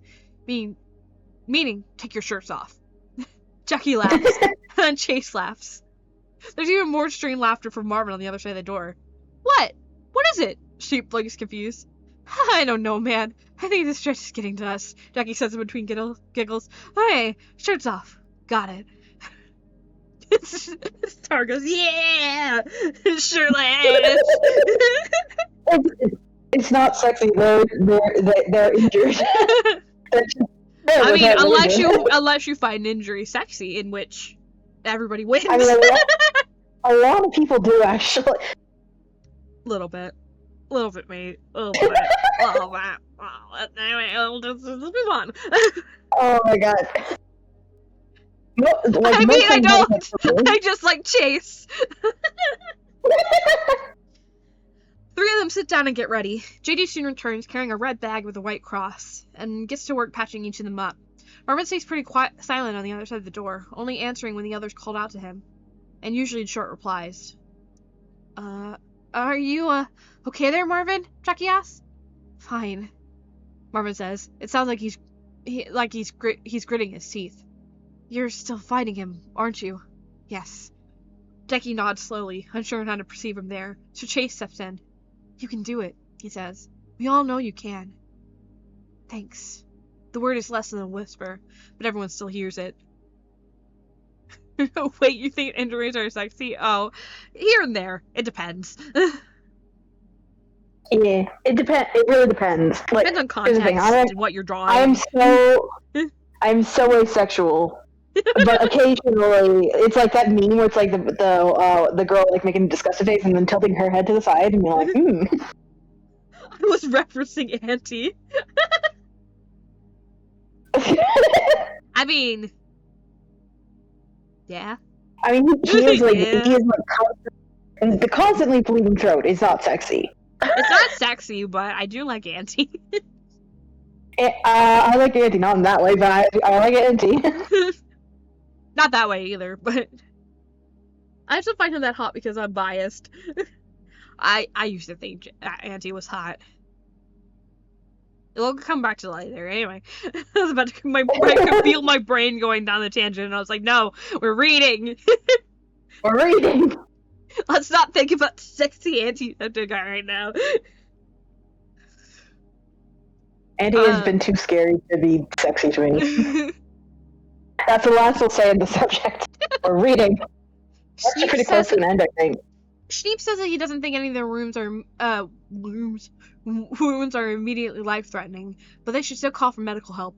He glances at Chase's injured throat as he says that. Chase is the first to take out his phone and try to call for help, but the call won't connect. Isn't 999 supposed to be accessible anywhere? He asks worriedly. Because emergencies? That is worrying, Schneep mutters. Just keep trying to call just in case. No Tumblr sexy man time. They all managed to bandage their wounds and put their shirts back on, but it took longer than expected. We should have been looking side tangent. Side tangent, by the way. I feel like there's been there are like people always say like Tumblr sexy men are like the tall, skinny people in suit, but I feel like there's two versions of them. One is that version. The other version is whatever Sans and Senshi have going on. It's so true. I never realized it, but it's so true. Yeah. I guess just like short and rotund. I think it's something about the attitude, I think. Just that too. Yeah. Anyway, I just wanted to bring that up because I've never seen anyone bring it up ever. Let's keep going. If Dark does, so is Auntie. Come on. Dark's house is a Tumblr sexy man? I guess I can see that. Was he in like the Tumblr sexy man poll? See, I don't think Auntie counts as a Tumblr sexy man because he's not in a suit. It is a very specific. Everybody comes into the Tumblr sexy men thing, just like in these suits. There's like human Bill Cipher, like Regan from Mob 100. There's Darkiplier, apparently, like, you know, the one slur. Yeah, Alistair from Hotel. Like all these like nice suited dressed man. Sans is an exception. Sans is an exception to so much. I would study. I want to study the way Tumblr treats Sans sometimes. Just imagine Antisepticeye walking into the Tumblr sexy man poll, and he's like in a nasty fucking ripped black t-shirt that's been stained with blood for 5 years, and ripped jeans, and his grippers are out covered in blood, and he's just like comes in with his nasty little gremlin smile, and he's like, hey, and it's like, leave, you're not even close, you are a gremlin. Tumblr sexy man, Tumblr gremlin. Sans walks in behind him, having ketchup stains on his hoodie, and he's like, sup, is like, why are you guys here?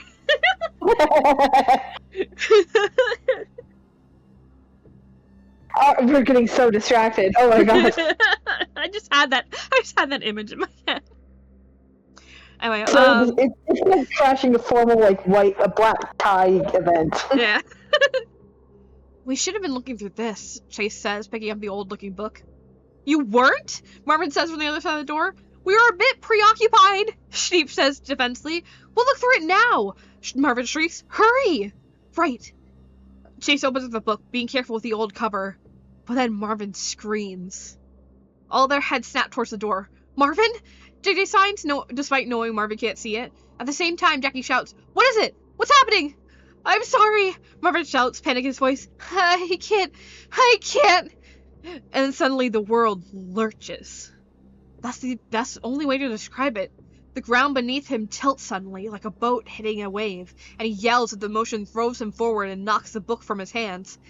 When he lands on the floor, it's not the rug that's in the living room.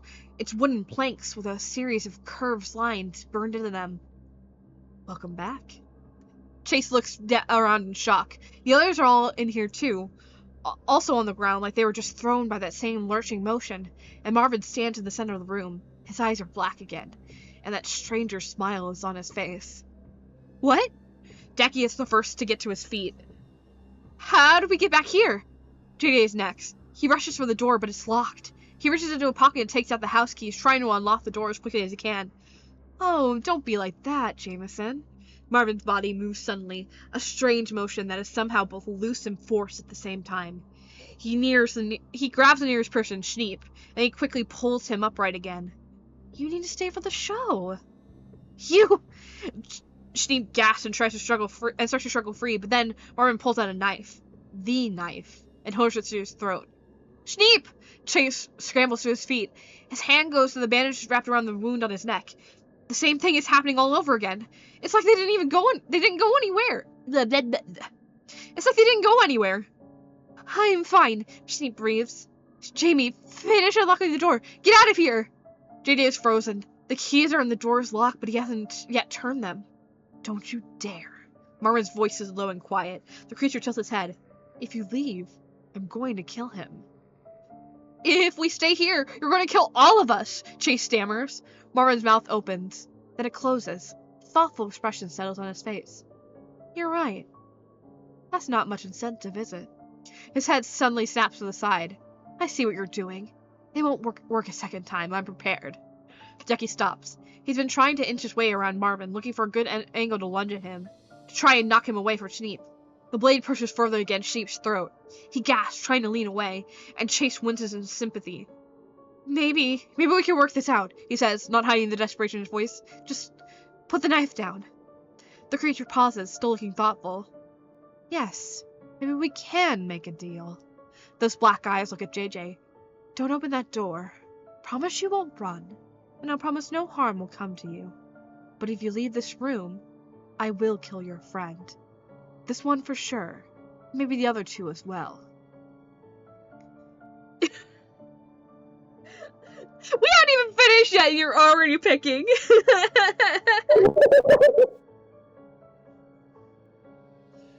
JD goes up to the top. Not my old hot men.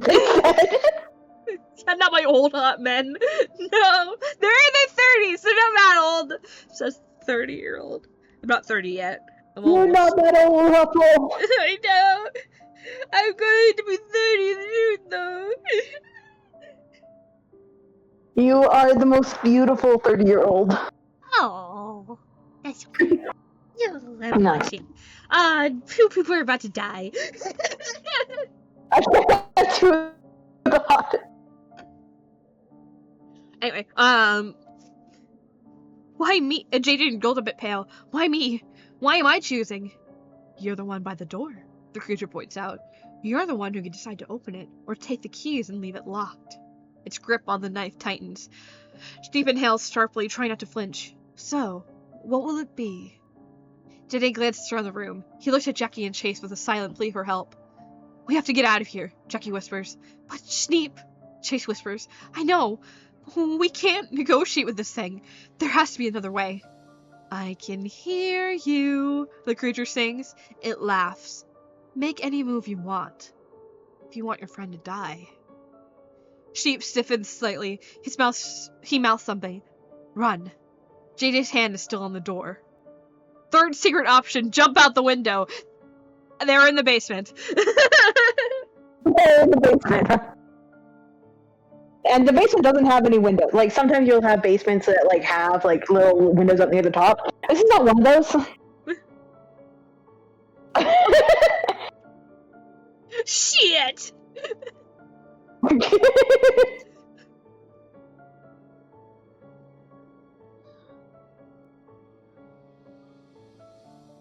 It's up to you. Teleport. Well, seemingly only Marvin can do that. I'm just imagining, like Henry Stickmin. There's an option in like, there's an option in one of the games where it's like, use cheats. Yeah. Actually, there's a lot of options like that because Henry Stickmin is all about references in games. No clip out into the back rooms. Oh no, that would be worse. Yeah. Should we do the wheel? Do we need to do the wheel, or do you want to pick? Without a bounds.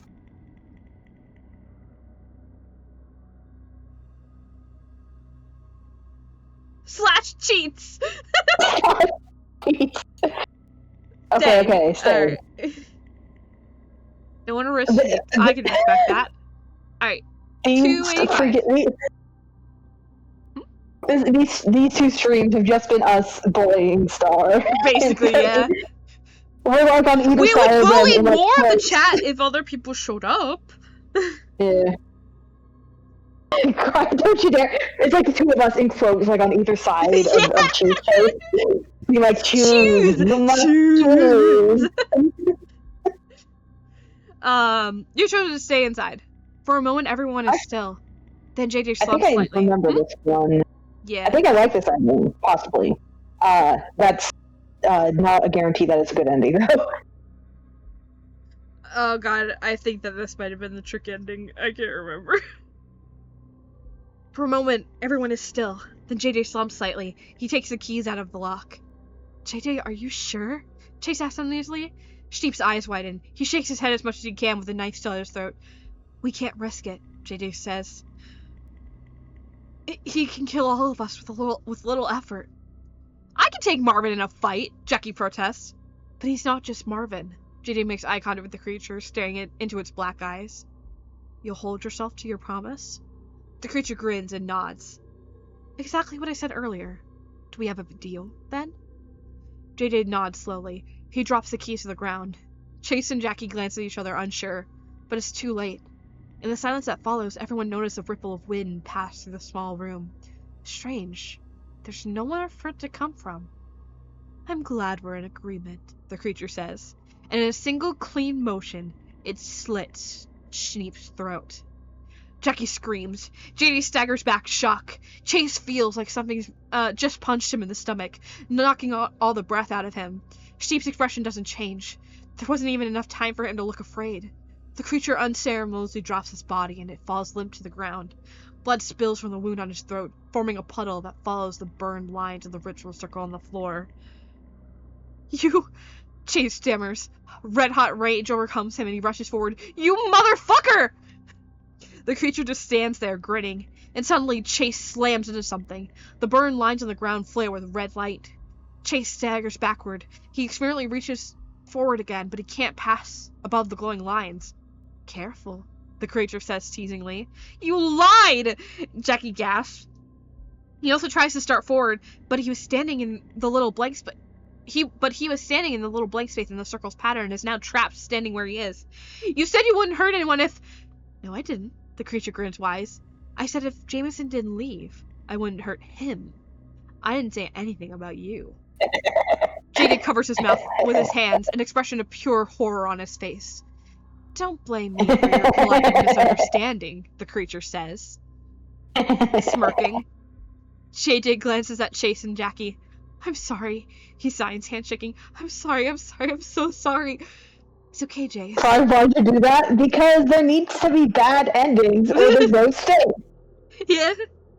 It's okay, Jace, Chase whispers. His eyes are locked onto Schneep's body, but he catches the sign down the corner of his vision.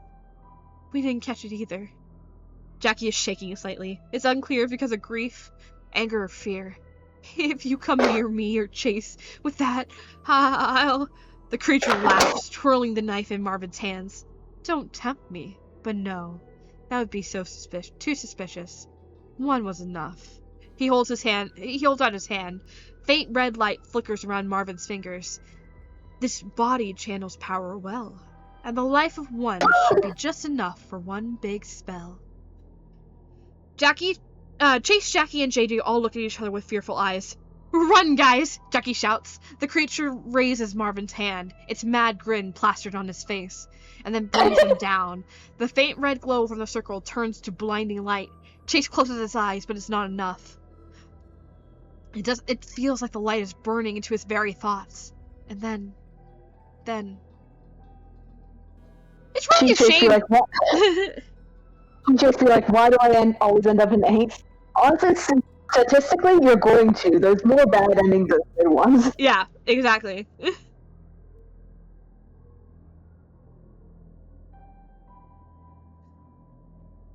Oh, poor Tifa. They have to get up a lot. Yeah, I saw that. Yeah. Like, poor thing. Yeah. I do not miss college.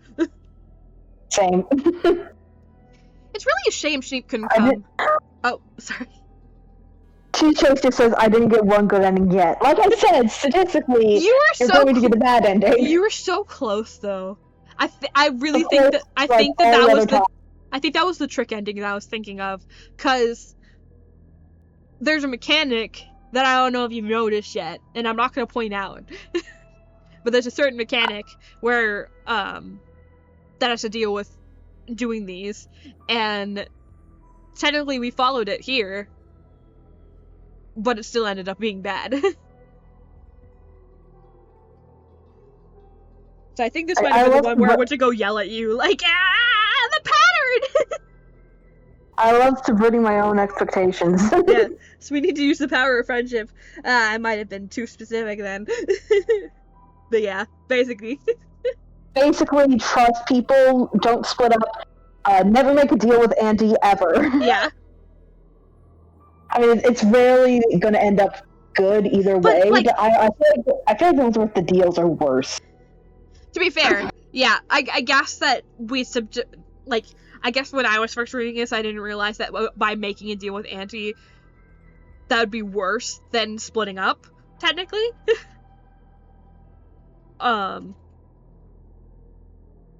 The rule about making deals averts everything. Yeah. I want drama. Everything. Well, you got it. Let's figure out the ending. Let's see what happens. Let's see what happens. That's all I said. It's really a shame Schneep couldn't come, Jackie says, staring out the window as the sun's shining over the trees. He spends too much time at work. He needs a break. Well, you really can't predict emergencies, Chase said, shrugging. Oh, while we're over there, can you... oh, hey, while you're over there, can you get the juice from the fridge? Marvin laughs. Juice?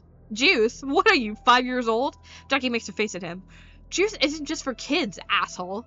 The four of them in the cabin's kitchen and dining room. Jackie, JD, and Marvin sit at the table while Chase looks through the kitchen. Dinner plates with half-eaten food cover the table's surface. It's really a game I can't win. Alright, here you go. Chase walks back over, handing the carton of orange juice to Jackie. You know, you could have gotten it before you sat down and started to eat. Would have been easier. Well, I didn't think about it until then. Jackie pours the juice into his empty cup. Unlike the others, he hadn't gotten a drink for dinner. Something about not being thirsty. Wait, what was Hendrick's emergency again? JJ wonders, looking mildly concerned. He was... Marvin suddenly stops. His eyes widen and his arm, reaching out to grab a roll from the basket, trembles. Marvin? Chase asks, worried. Are you okay? A moment passes. Marvin relaxes again. Yes, I'm fine. Are you sure? JJ asks. That's about the third time something like that has happened since we've been here. He leans closer. Is there something you want to tell us? Don't sound so accusatory, JJ, Marvin mutters. It's fine. I can get it checked out once we get home. But I don't think it's, anything worrying. I don't think it's anything worrying. Anyway, Snape was looking after Jack, remember? Oh, yeah. Jackie nods, accepting this immediately. Right. Chase nods, too. You know, Marvin, if that weird freezing thing keeps happening, you could probably ask Snape for help when you get back. I don't think that's his areas of expertise, but he could at least point you towards someone. Marvin smiles. That'd be great. I'll ask him when we go home. JJ stares at Marvin for a moment before returning to the food. Marvin looks down at his plate again. Emotion hides a sudden darkening in his eyes, the way his smile turns cold. A promise was a promise. This spell would last long enough for him to get back to civilization. And then he could find the others. He would be patient. He had a lot of patience with that. Ending reached. Enchanted. Alter 2. They aren't fighting for their lives, huh? Huh?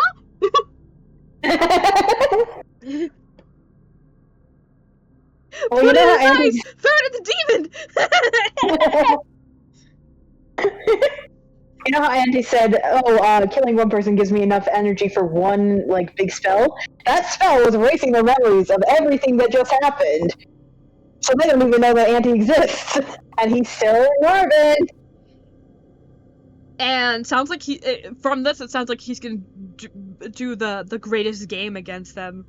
What is that what it's called? The most dangerous game? Yeah, that's what I was thinking of. The most dangerous game. He's gonna hunt them down. Who knows? Doesn't necessarily have to. Here's the thing. He did make the deal to not hurt JJ. Mm-hmm. So JJ's safe, at least. He'll need to find someone else to be the fifth person. Yeah. Or the fourth person. I was thinking it might be fun, because I was doing this when I was reading JJ's route. I would read 2 choices back to back. Like, if I didn't like what I was doing, I'd go back to the other choice. So fair. So we could go back and see what we would have chosen if we didn't stay. Just say he's starting a Danganronpa game after they forgore. Yeah. Alright, 198. He's a dramatic bitch in this series, so he's also really freaking evil and kind of terrifying. Yeah, I love it. Alright, let's see what we would have chosen. Alright. We'll go upstairs, JJ decides. I don't think it'll matter, but Marvin wants it. Very well, Snape says. Lock the door then. JJ nods and leans into the locked door. As he does, Chase says, We're going upstairs, Marvin. We'll be back down soon, though. Once we figured out some way to get rid of that thing. Okay, Marvin says. He sounds tired already. Wait, I don't think this is the right one. Really? No, wait. Is it? Is this the right one? That feels out of place, because he has... Oh! Yeah, no, this is the wrong one. Yeah, this is the wrong one, yeah. There we go. Okay, 285. Or 284. Yeah. I was like, this doesn't have anything to do with the current situation.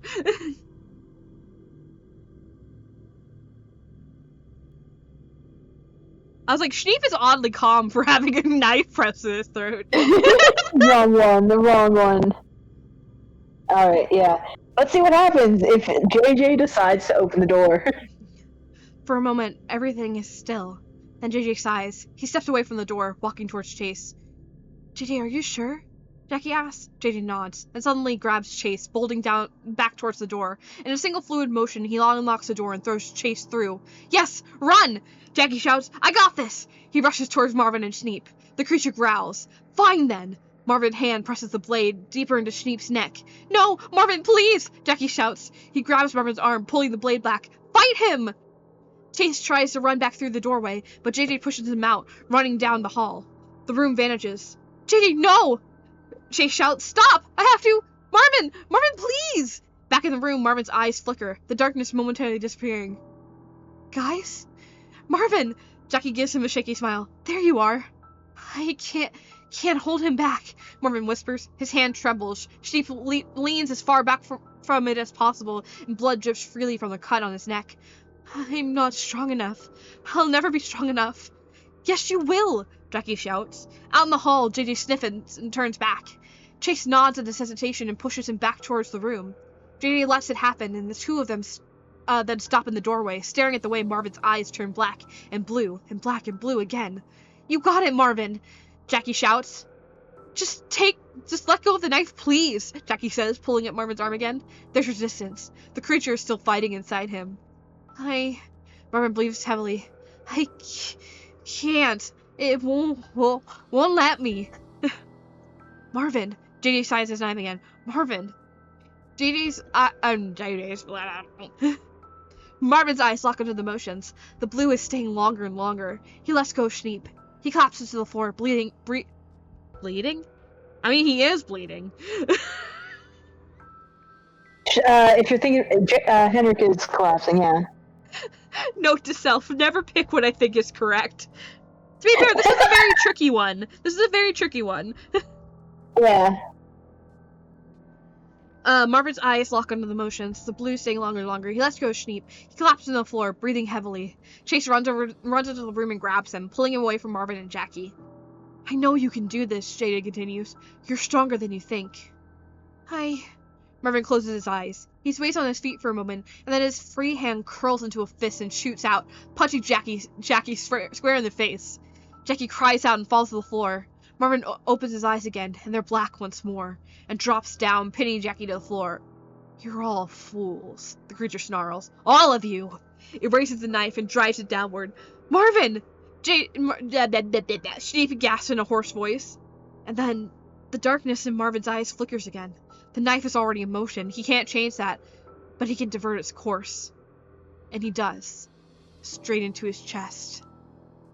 JJ screams, a strangled sound that makes the others go cold, and runs forward. He falls to the ground next to Marvin and catches him as he starts to slump to the side. Ducky scrambles away, staring at the sight. Chase and Schneep stare as well, uncomprehending. That didn't just happen, right? That was a trick, right? We can fix that. Jackie stammers, we can fix that! Marvin's breathing has turned wet. The black in his eyes has disappeared, and at this point, that's not reassuring. I don't think... Save your energy. Schneep tries to stand up, but his legs collapse under him and he falls. I can see if... You be careful, Schneep, Jackie says. Chase. What the fuck? Why did they all stab themselves in the end? 'Cause it's poetic, I guess. Well, in this case, it was, in Schneep's case, it was Auntie being like, screw you, I'd rather he die. In this case, it was like, Marvin was like, I'd rather I die than anyone else. Yeah. Which is a very Marvin move, I think.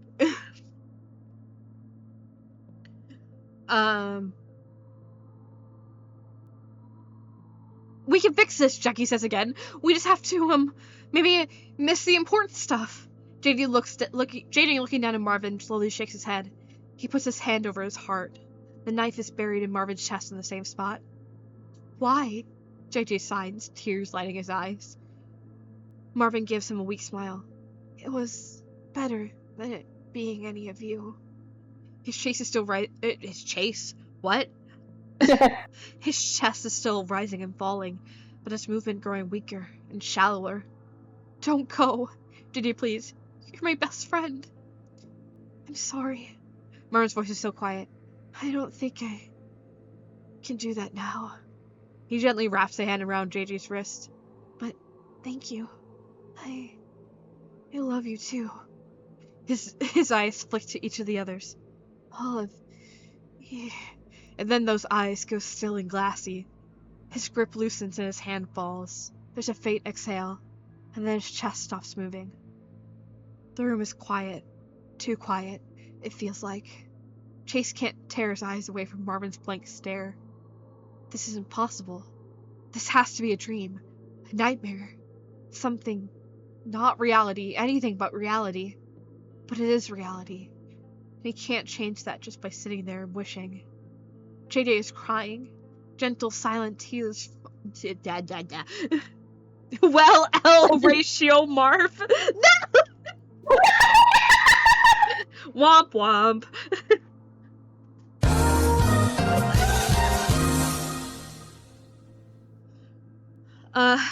JJ is crying, gentle, silent tears falling down his face. Jackie is also crying, but his sobs are much louder. Steve isn't crying. His eyes have gone glazed, and it's not clear that it's because of his wound or because he's disassociating from the scene. Chase stands up. He has to take care of everyone else. They are in no fit shape to do it themselves. I'll try to call 999 again, he says haltingly. Haltingly. I get those two confused sometimes. And I'll get the first aid kit. No one responds to him, but he stumbles out of the room anyway. The call goes through this time. Chase wasn't sure how to explain what just happened, so he sticks to the important stuff. The injuries and the Marvin. He goes back into the room and patches Steve's wound as best he can. He thinks he'll be okay. Maybe. He's not sure. And then he sits and waits. When the paramedics arrive, they find everyone still sitting in that room.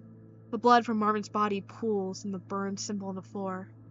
The sign of a life spent. Ending reached. Witch hunt. They're in England. 999 is the English emergency line. Yeah. Or British. Yeah, British. British. So, in America it's 911, and in Britain it's 999. You wanna know how I learned that? A Tomska video. Really? Yeah. What are you laughing at? Oh, Chase played the smallest violin sound. Ah, I see. I was gonna say something. I can't remember.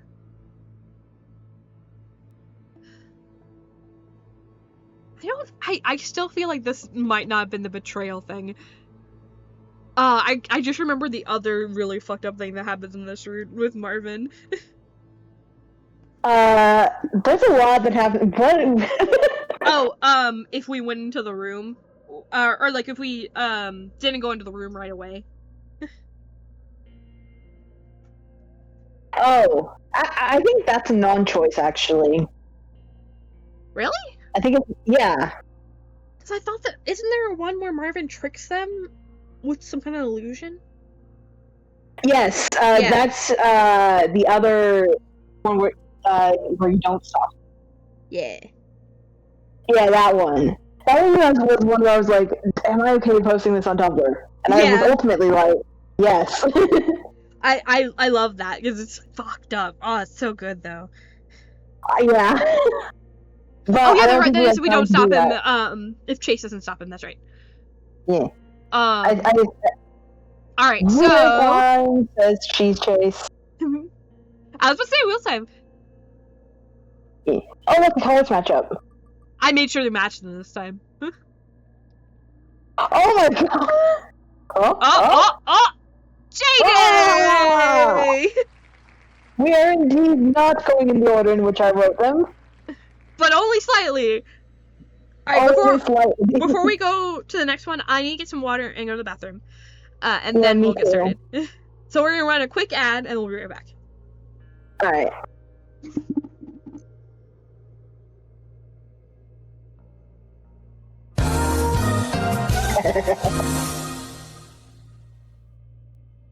Entertain yourselves, chat.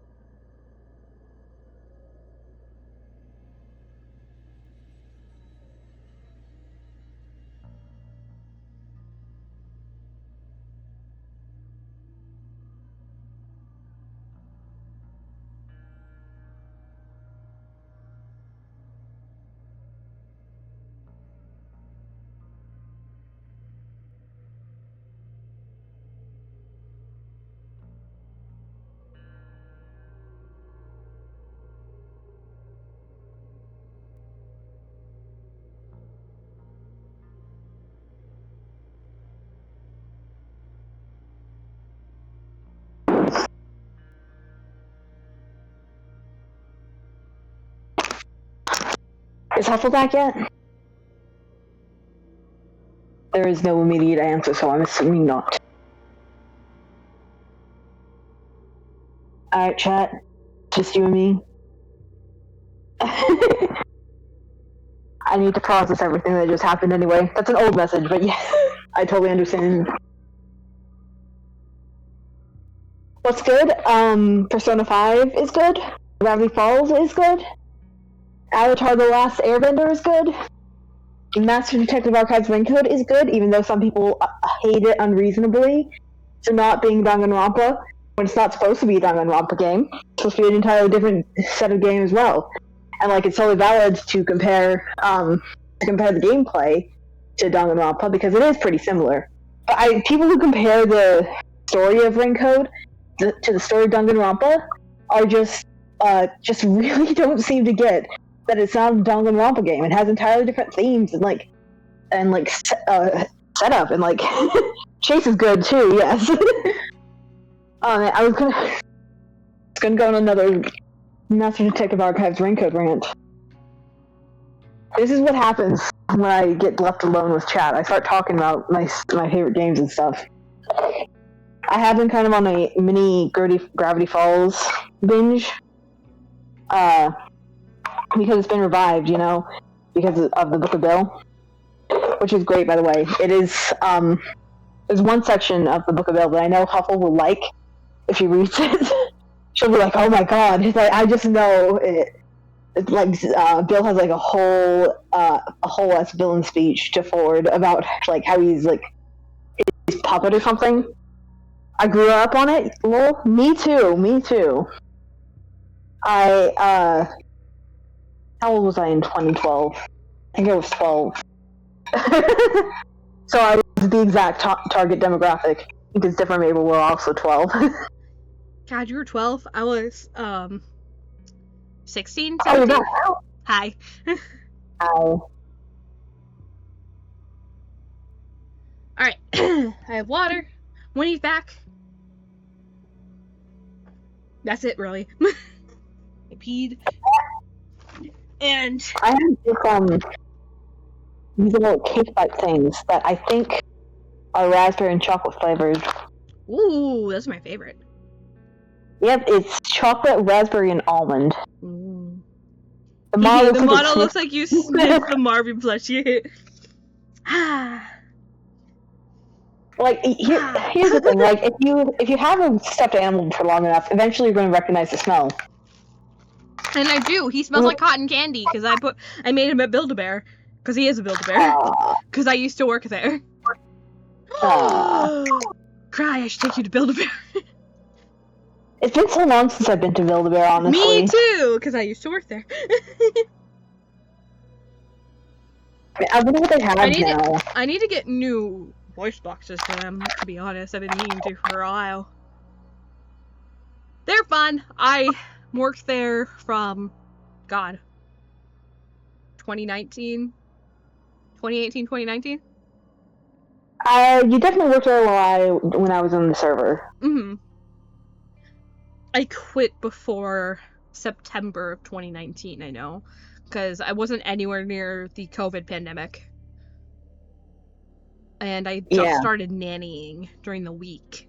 So I remember I nannied while I was at Build-A-Bear because I remember my nanny mom was like, hey, I need you to watch them during the weekend and you can take them to Build-A-Bear at the mall because you work there. And I was like, okay.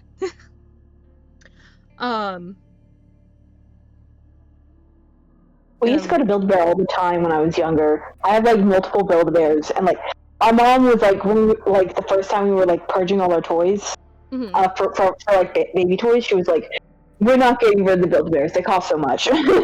Yeah, no, that was something that we had to like constantly deal with while I worked there. Is people were like, oh, this costs too much, and I'm like, ma'am, we are a luxury brand. You do not need a teddy bear. No one needs a teddy bear, so that's why they're expensive. If you want like because like they're completely customizable, you know, and they have like a. Oh, and when you two meet, you should build a bear. We can make matching ones. Oh. There's Pokemon one that we were really wanting. Yes, it was April 20. I went to go double check because I also, while I worked at Build-A-Bear, I got into that car crash right before Jack's show.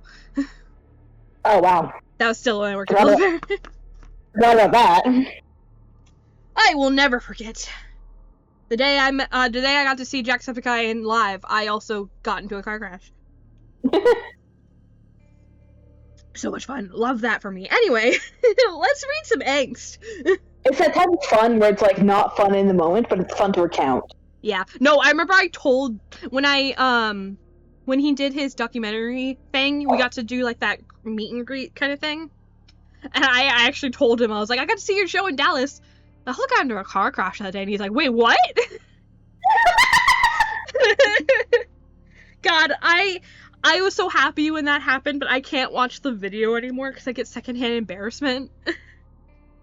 Because, like, my hyper-aware brain can tell that he's really tired after meeting a bunch of people. Especially because we had technical difficulties on my end. Like, it seemed like I got skipped over him. Or skipped, and then, like, he had to come back, and it was clearly, like, it's been a long time. We were spending, like, so many hours there. And I was just like, here are my Build-A-Bears I made of your characters I love. I got into a car crash. Yeah, no, I was holding Auntie and Marvin and Jackie in my lap, and I was also working on that Jackie and Marvin Wump picture. And I remember the next day was either the rehearsal dinner or the day that my siblings got married. Not incest. I call them my siblings because it's my brother and his wife. My brother got married to his wife. My brother got married to his wife, who is my sister-in-law. Which is why I called them the siblings. I still haven't met him in person, but one day I want to get a Sean hug. If I can. Aww. But meeting him online was pretty great. Even it was very short. Because I knew that he recognized me, and that was enough for me. I'm like, you know me, I doubt Sean knows I exist. And honestly, I'm fine with that. No! No! Ah! It would be so weird, though, wouldn't it, to read the whole picture of your characters? True. Yeah, I remember when I was thinking, I'm like, I'd rather him know my art and not my fanfics. That can just be known in the community. Anyway, I was gonna mention the car crash. What happened was, I was a nanny, right? And, so after school, I would pick up a little boy and a little girl, and I would help the little boy with his homework. He was so sweet. He used to say that I made learning fun for him. No. And he had ADHD, so that was really hard. I loved him. He's the sweetest little boy. He really loved FNAF too. He also loved scaring me. So like we'd go out in the living room. He's like, "Hey, my parents are gonna be late tonight. You wanna play FNAF?" And I was like, "On my phone?" He's like, "No." "You wanna play FNAF in real life?" And I'm like, "No." So he'd turn off all the lights. Yeah, he'd turn off all the lights, and he would like have me stand in one place with a flashlight, and then he would come to try to pop out to scare me. Oh man. I loved him though. He's so sweet. And his bigger sister, his older sister, was in gymnastics. So every day I would pick them up, I would feed them a snack, have the girl change into her uniform, get ready for practice, and then I'd take them to practice.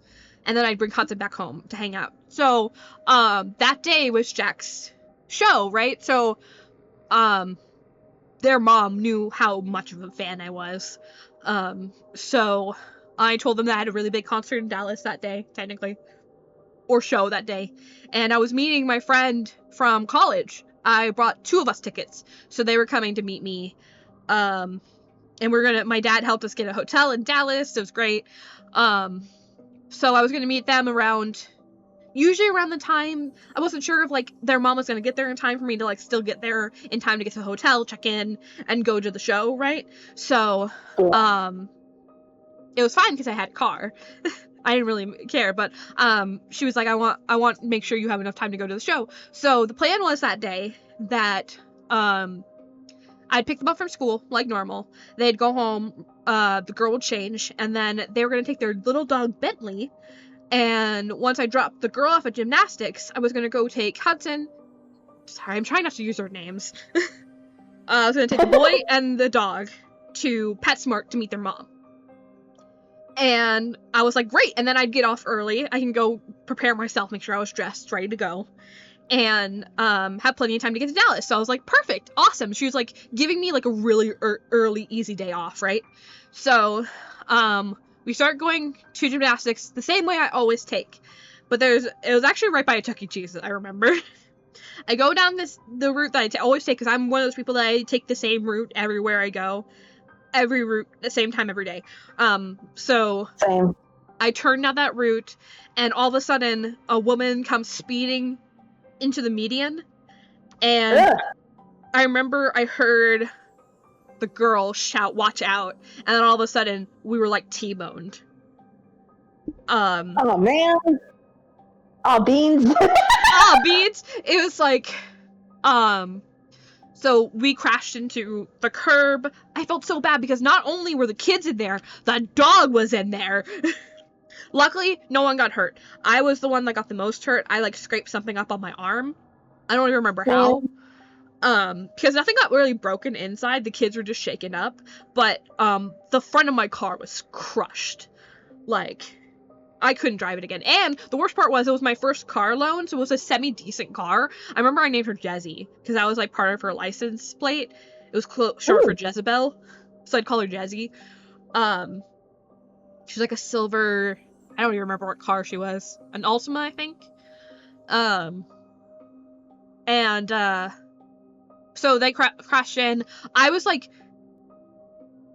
disassociating, basically. Like, I was like, this is the worst possible thing that could have happened. Like, I'm with 2 kids in this car, and I have no idea what to do. I'm seeing Jacksepticeye tonight. Like, I wasn't in like a meet and greet or anything, but I was gonna see like my hero in person. I was gonna be in the same breathing room as him.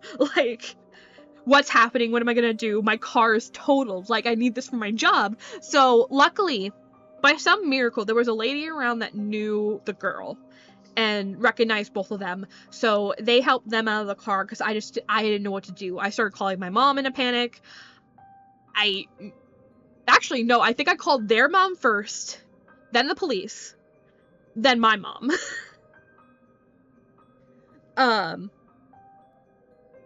So their mom came, she was really concerned, like, are you okay? And I was like, it wasn't my fault. Apparently, the lady that hit me she was freaking out because she needed to get to the airport. So she, Man. she missed... So she sped. Yeah, she sped and misjudged how fast we were coming. But it was all her fault, like, because she T-boned me, you know? Like, I was just driving. Like, I was going the speed limit, too. I wasn't speeding or anything. I was going the speed limit. Because when I'm with the kids, I only drive the speed limit. I don't care if people go around me. Like, the kids are what I protect the most, you know? Okay, so, yeah. I remember the fire trucks came and the police came. And they got my statement and everything. And the firemen were like, saw the cut on my arm. And they're like, do you want to go in the ambulance to the hospital? And I was like, no, I have a show tonight. Like... I remember being kind of out of it, so I was like fully disassociating. I was like, I felt like I was waiting for like their mom to yell at me, but like she understood. She saw like how like awful I felt that this happened and how scared I was, and she completely understood. But like obviously the kids were traumatized. Like, they got into a car crash, you know, that's not something fun to do. Riley was waiting for gymnastics. They had their fucking dog. So, they took care of it. They, I don't even remember if they wrapped up my arm or not. I think, like, my parents helped me with it. No, I think they cleaned it up and gave me a bandage and everything. And then my dad drove me straight to Dallas later on that night. They're like, are you sure you want to go? And I'm like, yeah, no, I want to go. The kids were absolutely fine. I know that I got treated for whiplash, but I'm not sure if they did. Because the sad part about this is not through anyone's fault, but, like, I completely understand the parents' reaction at this point. They took the boy out of my care and put him into after-school care. Because he was still, like, able to do that, and he didn't have any after-school activities. I was just helping with his homework. And, so it was up to me to take Riley, sorry, I keep using the names, to take the girl to and from gymnastics, but she did not like me. She liked me when I was with their brother, but she didn't like me on her own. So, after, like, a week of trying, their mom was like, I'm sorry, Riley just isn't your biggest fan. I'm sorry, I think that we're gonna have to end off stuff, even though, the boy really liked you, and I was like, you know, I understand this. I might have a rental car right now, I'm still looking for an actual car. I understand. But, God, they were such a sweet family. It was okay. I think after that, I had I think shortly after that, I got one of my best jobs I ever had was, painting instructor at, a little small business. Up until COVID. Yep. And also I worked at the school district for a little bit too, where I live. And that was fun. It was stressful but fun. But, you know, that's the story of how I got into a car crash the day that I got to go to Jack's show. I remember my dad took me to Dallas and I was just sitting there like... Oh, I remember I had to call into... It's relevant because I had to call into Build-A-Bear because I was working the next day. Like, I remember I didn't ask off for the day after Jack's show because I was like, it's just a show. Like, what am I going to be doing, right? Yeah. So I had to call in and be like, hey, manager, I got into a car crash. And I'm not sure if I'm going to be good enough to... I'm not sure if I'm going to be able to go in tomorrow. And she was like, are you sure? Are you sure you can't come in? I'm like, did you miss the part where I said I was in a car crash? Basically just being really weird about it. Like, we really need you. Are you sure you can't come in? And I was like, my car is totaled. Like, why aren't you asking that I'm okay? So, I remember I called twice. Oh, God. And I woke up the next day from sleeping in the hotel room, which is usually better than sleeping at home, because the hotel rooms, like, beds are usually, like, really, like, comfy, right? I woke up and I was so sore, because I had whiplash. Okay. Like, yeah. Like, everything hurt. I could barely walk. My neck was killing me. Like, oh.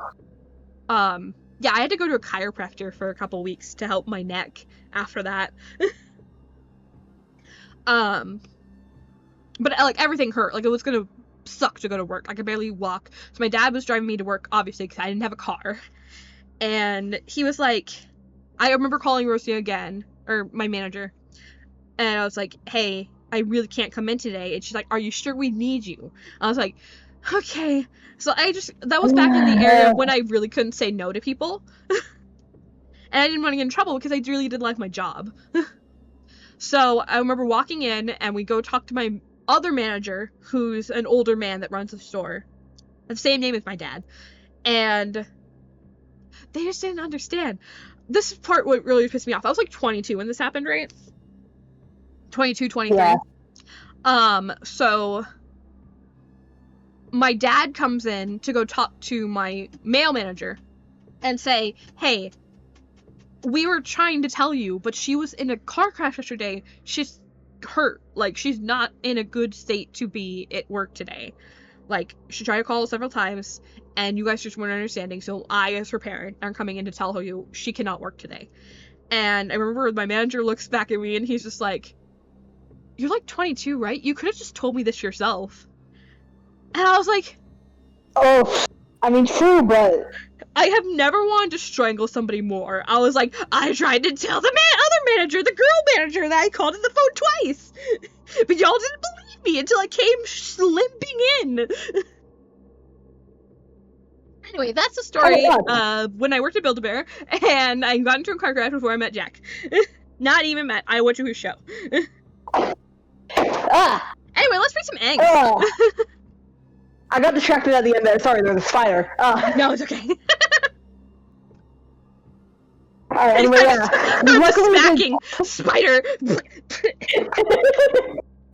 I didn't know if you could hear that. Alright, anyway. JJ. Well, let's read some JJ angst. Oh, I'm so excited to hopefully get a route I haven't done yet. For this one, if you start, I do reserve the right for this one to direct us, because I think it will be a lot more interesting. Oh, we have crystal vetoes if we need. Yeah. Man, I remembered exactly the chapter we need to go to. Let's go. Hell yeah. Alright. A moment passes in silence, and then JJ sighs.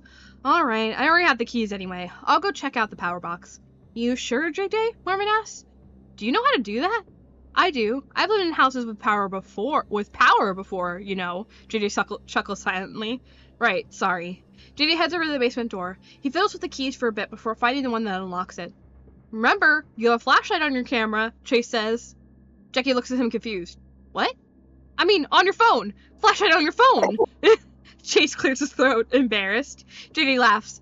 I know, Chase. Thank you for reminding me. I'll be right back.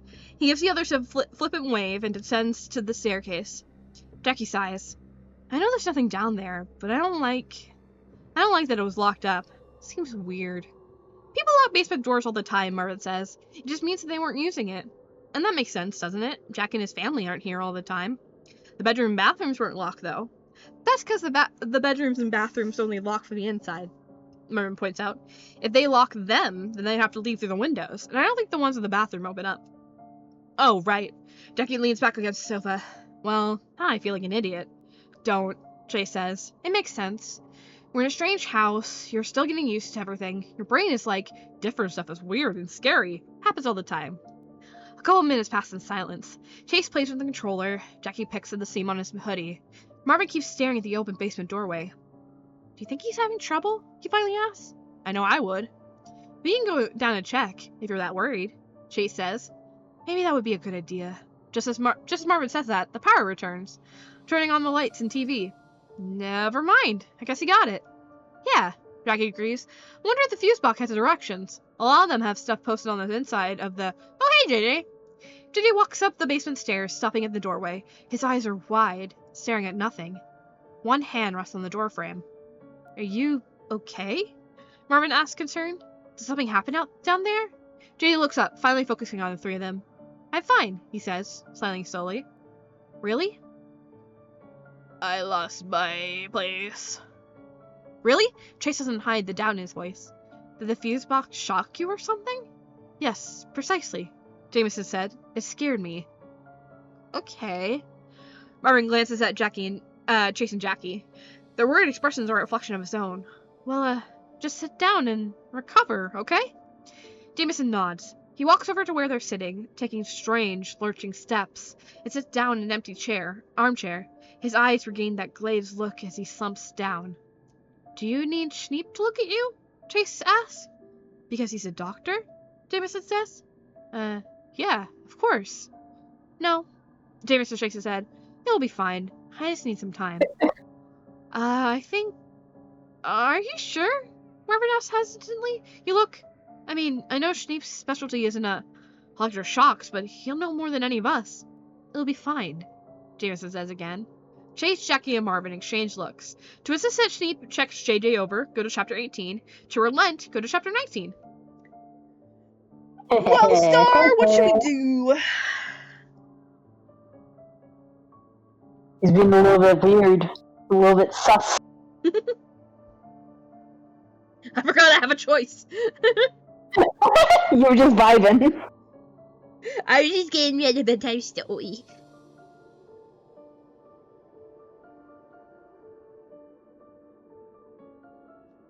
$18. Alright. Which one is that? Schneep checks him over. Okay, good. So, it's that set. Okay. I'm not sure if I explored both sets of this. I think you have. I just don't think you found every ending and everything. I'm laying in bed. It's like 6 a.m. I keep forgetting that. JD, I really think you should at least tell him what happened, Marvin says. He stands up. Look, you don't even have to move. I'll go get him. Jameson stares at him, then nods. Or maybe it's a nod. His head could have just dipped at the right time. Okay, Be right back. Marvin turns and walks into the kitchen. Jackie and Chase sit there with Jameson. Neither of them really know what to say. The hair on the back of Chase's neck is standing up like someone is watching him. Luckily, it's only a few seconds before Marvin returns to Schneep. I heard there was an incident? Schneep asks. What happened? Jameson looks over at Schneep and smiles. Chase feels a shiver run down his spine, but he doesn't know why at first. Then he realizes that the smile on Jameson's face is not JJ's smile. It's wider, and somehow stretched, like someone's pulling on the corner of JJ's mouth. Jameson doesn't say anything. He keeps his hands in his lap. What happened? Sheep repeats. JJ says that the fuse box shocked him, Jackie reports. Really? That is strange. Sheep walks over. Marvin trailing behind him. I think that would happen if there was a serious issue. But if there was, I don't think there would be power on now. Jamie, tell me about it. I wasn't looking at the box at the time, Jameson says. What were you looking at? The corner of the room. Sheep lets out a huff of frustration. Why were you looking at the corner of the room? JJ's brows furrow. I thought I saw someone there. What? Marvin blinks. Like a ghost or something? Jameson gives that odd smile. Huh? Yeah, or something. Jameson gives that odd, stretched smile again. It was just a trick of the mind. A moment passes in silence. Then Schneep clears his throat. Well, okay then. Jameson, where were you shocked? Can I see it? In response, Jameson stands up and wordily holds out his hand.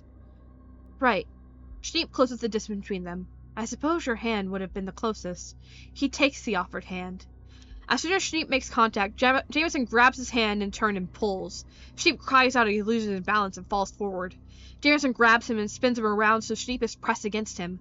One arm wraps around Schneep's torso while the other reaches into JJ's pocket and pulls out, not a knife, but some sort of box cutter. He pressed the blade up against Schneep's neck. Instantly, Schneep freezes. Jameson? Woo! Woo! Ghost sounds. Ooh, it's a ghost! Scary skeletons and shivers down your spine. Is Auntie a spooky scary skeleton? He can be. Probably. I jump scared. The jump scare skeleton. Jameson? Jackie shoots to his feet. JJ! Marvin runs forward and reaches out, but stops when Jameson looks at him and presses the blade a bit closer to Schneep's neck. A single drop of blood traces a line down Schneep's throat as he gasps in surprise. Jameson, what the fuck are you doing? Chase scrambles to his feet as well. Are you insane? That same smile stretches JJ's face. Chase realizes another wrong thing about it. JJ's eyes don't react at all.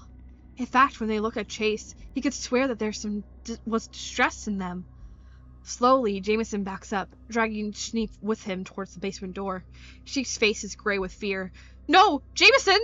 Jackie takes a step forward, then stops, remembering what happened when Marvin tried to get closer. Just put the thing down. Let go, Schneep. We can talk about this. Why? Marvin breathes. No response. Only that smile. And a slight twitch of the head. Jameson is getting closer to the basement door. Chase's eyes dart around the room. What do they do? What do they do? There's nothing helpful. Maybe Chase could try to throw something at Jameson? He always had a good aim. But not great aim. If this goes wrong, he doesn't even want to think about it. Choose my fave artist. Chase my fave artist. To let Jameson drag Sheep away, go to chapter 34. To have Chase throw something, go to chapter 35. But her aim is getting better. Her aim is getting better.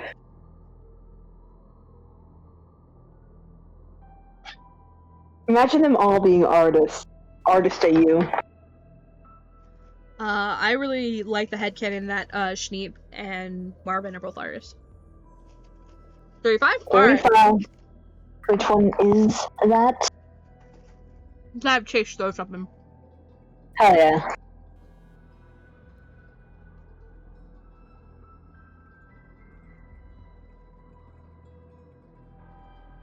Water break. Okay. Wawa. Bye-bye. Chase's eyes started around. What? What is there to throw? I didn't think Chase owns Disc of old music he liked when he was younger. Oh yeah, he seemed like a vinyl guy. Cool. Chase's eyes dart around. What? What is there to throw? There has to be something. Panicking, he pulls out his phone out of his bucket and chucks it right at Jameson. And incredibly, the phone smacks him right in the face. JJ yelps and staggers backwards, dropping the box cutter in the process. Sheep immediately darts forward, out of Jameson's reach. Jackie grabs him and pushes him behind him protectively. Motherfucker! For a moment, the guys are confused, but then they all process it and look at Jameson. He had been the one to shout.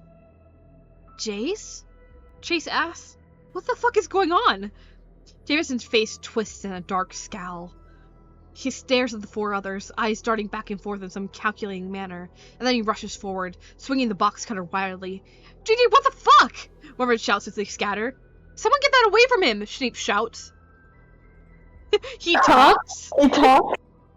Yeah, JJ in this AU has actually screamed at several points in other routes. He can have a voice, he just chooses not to because it hurts to speak. Kinda like Nautical Jamie.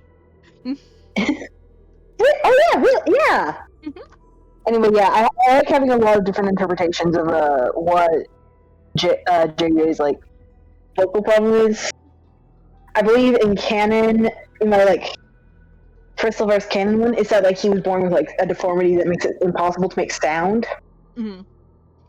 For me, usually, I know that I never really stated it for a fact in any of the Huffleverse stuff, but I heavily implied that Auntie is the one that cut Jameson's vocal cords. Yeah, that's sort of like what happens in Septic Heroes, too. I think it's trauma, maybe, and or he's mute. Well, yeah, he's mute, but why? I know for Dr. J, he's selectively mute. And then the JJ's 9 months happens and he's hypnotically mute. Man, I would love to read so much more. I need to read that again. I need to read all the stuff you've written for JJ's 9 months. I really need to find some more stuff to write with it, or I really want to write when they find JJ. Actually, no, that actually is gonna happen in Alternate EXE. I keep forgetting it's not separate. Yeah. So I need to finish Alternate EXE, actually. But then I've always wanted... The Boys? I don't know anything about The Boys, sorry. My dad tried to get me to watch it. Yeah, it freaked me out, like, some things that I've seen of it. I have listened to an input up about it a couple times. I remember my dad was watching it, and it was like a dream sequence for the guy with the laser eyes, and he had like a dream sequence where he just like looked out into the crowd and then just like laser burst a bunch of people's heads, and I was like, really? Oh god, and I like ran out of the room.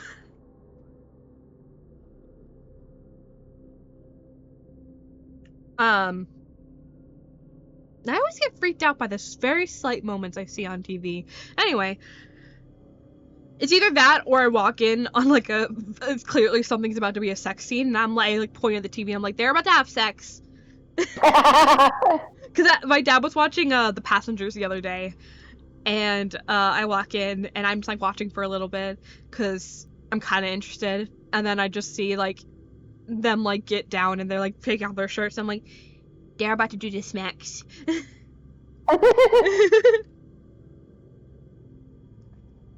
Anyway, there's no sex happening here, only death. Anyway. No, you're so right. God, I don't know why, but that just reminded me. I also remembered that I need to write some doll maker stuff, because I last night I couldn't sleep because I was having so many ideas. Oh man, I'd read the heck out of that. I had the really great idea of he has his workshop in a clock tower and uses the pendulum for his dealings.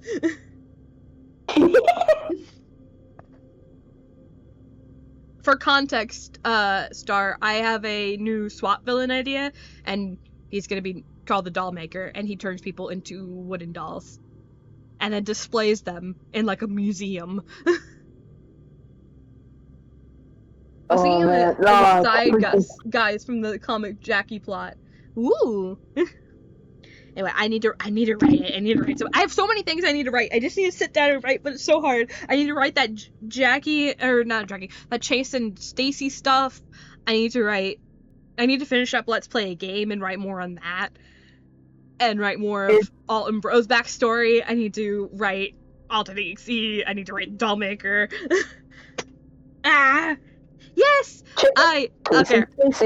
Maybe if I talk about it and I get more hype about it, it'll motivate me. So the next Bro and Stacy thing I want to write is kind of how Bro and Stacy met.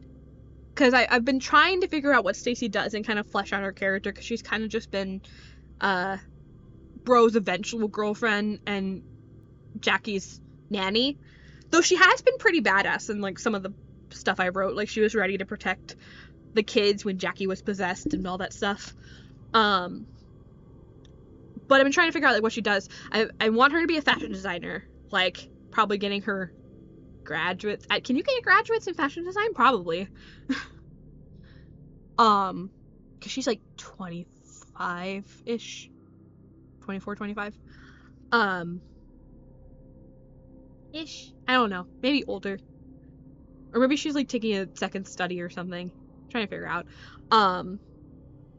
Yeah! Finally, someone building Stacy as a character. I want Stacy to also be a bartender, because I always imagined her, like, doing something with drinks. Like, for a little bit it was, like, smoothies, and then it was, like, she was a coffee person, and then I really think that bartender would fit, because I'm trying to, like, flesh out, because it's Chase, you know, Bro's Chase. And clearly, it's ingrained in the character to have a drinking problem, right? So, like, at some point, even if Bro's, like, a model hero now, he slips up, he definitely drinks, and he's had a problem. And I feel like kind of where Swap starts and where he meets Alt, he's definitely better. Like, not great, but better. And in, like, the roleplay timeline, he's, like, really good. Like, he's probably hasn't drinking badly for a while. He drinks socially. He usually drinks around people he trusts and knows that can stop him, you know, blah blah blah. And also his like powers have developed so much that he really can't get drunk unless he drinks a seed amount.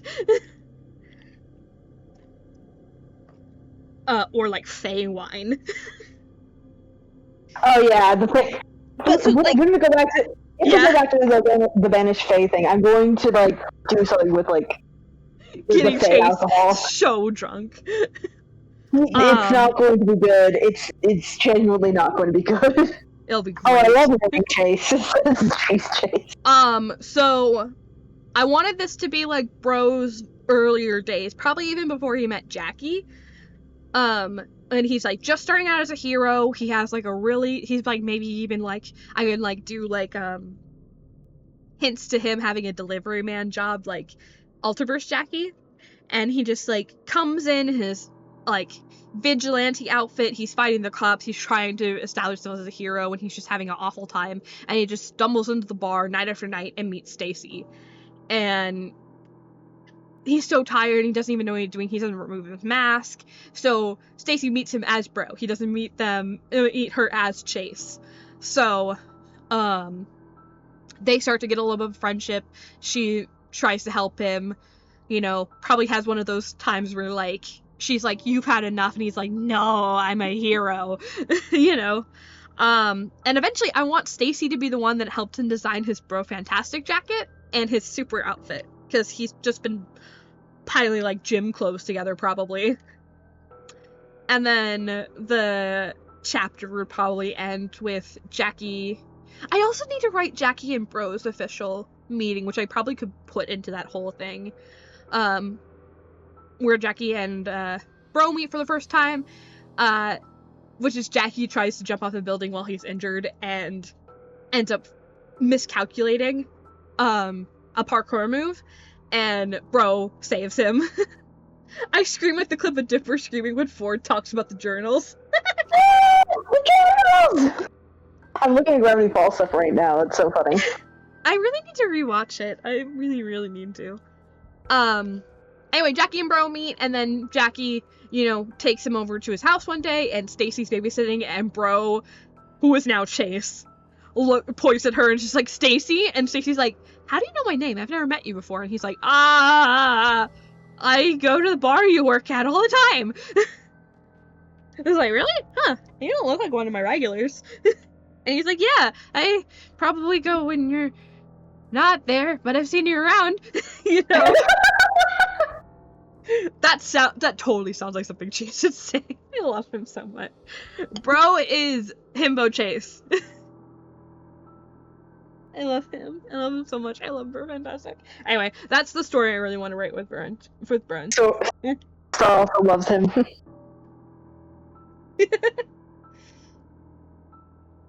I had an ask in my fucking ask box forever that's like, please write cute stuff with Bro and Stacy. Chase needs them like a win or something. He's just bitter. I love him. Chase is a mean himbo canonically. See, canon Chase doesn't seem like a himbo to me because you need to be built to be a himbo. Yeah, he's not buff enough. Yeah, Chase is scrawny. Chase is like, he has a dad bod. He's either scrawny or a dad bod, somewhere in between. Which is something we always point out in our multiverse stories. Yeah. Is that Yeah. Chase looks Bro looks exactly like the other Chases, except that he's buff. He's buff. And even so, I remember I drew something that shows, like, how I imagine Bro's buffness compared to, like, Jackie's buffness. I always imagine, like, Canon Jackie. I imagine Canon Jackie is stout and built for, like, strength, and Bro is a little more slender and built like a runner, you know? Because he's built for speed. Speed is key. Yeah. I'm gonna find that eventually, but yeah. Alright, everybody. In the hallway scene, he got them in canon. Trust me, Bro. Alright. You are the Chase expert here. You are. We will take your word for it. Anyway, sorry, I need to write so badly. I need to do it. Your task is to write before we start the next RP. At least one thing. Ah, god damn it. I'm giving That's you a gonna be deadline. really good motivation. Alright, Not back even to Rogu. the danger that they're in. Chase spins around, but pauses for a moment, reluctant to get close with JJ as any sort of weapon. Jackie, however, doesn't hesitate. He rushes forward, diving close to the ground, and knocks Jameson's legs out from under him. Jameson cries out, and the two of them crash to the floor. Then he recovers and immediately tries to stab the box cutter down into Jackie's back. And that finally spurs Chase into motion as he darts over and grabs Jameson's arm before he can do anything. Marvin also joins the fray, yanking the box cutter from Jameson's grip. "Get the fuck away from me!" Jameson shouts, his voice rough and wrong. "Don't stretch your throat like that!" Sheep shouts. "I think we may have more things to be concerned about than JJ stretching his throat," Chase snaps, grabbing JJ's other arm. "What's gotten into you, bro? Why are you acting all crazy?" "Fuck you!" Jameson shouts. He tries to lunge forward, but between Chase and Jackie, they're able to push him back and pin him to the ground. "If you don't tell us what this is all about, we're gonna have to do something fucking drastic," Marvin warns. "Like, tie you up or something." "Whoa, Jameson, calm down." JJ abruptly stops fighting. He slumps back against the ground. Jackie, Marvin, and Chase all glance at each other uneasily. What?" Jackie says. "JJ, can you tell us what's going on?" Jameson jerks his hands. "Oh, right, I guess you have to talk," Chase says. After a second of debating it, he lets go of JJ's arm so he can sign. And JJ suddenly reaches into his pocket and pulls out a switchblade, trying again to stab it into Jackie's back. "No!" Marvin takes Chase's place, holding JJ's arms. "Fucking Jace? What the fuck?" JJ screams wordlessly and tries lunging forward. Jackie and Marvin push him back down again. His head whips back, crack, and hits the floor hard. He slumps, dazed, but not unconscious. "Marv, give me your belt," Jackie says urgently. "Huh? Sure." Marvin quickly takes off one of his belts, handing it to Jackie, and quickly loops it around JJ's wrist. "I didn't think we'd actually do that. I think it's necessary," Jackie says, making sure Jameson's hands are pinned behind his back. The legs, too. He was kicking wildly. "Do you want to part with your other belt, or... Fine, fine. Marvin takes that off too. I have others, but you're ruining my outfit. Is this really the time? Sheep mutters. He rubs a hand over his neck, wincing as he finds a slight cut made by the box cutter. Clearly, we have to be more concerned. We have more to be concerned about than your outfit. I'm coping. A minute later, Jackie sets JJ on the sofa, where he sat with his arms and legs bound, glaring at the others. What the fuck was that all about, JJ? Chase demanded. That was completely out of nowhere. JJ stares at him. He was so keen to shout before, but not anymore. After a spree of aggression, he's returned to that blank, distant way he was before.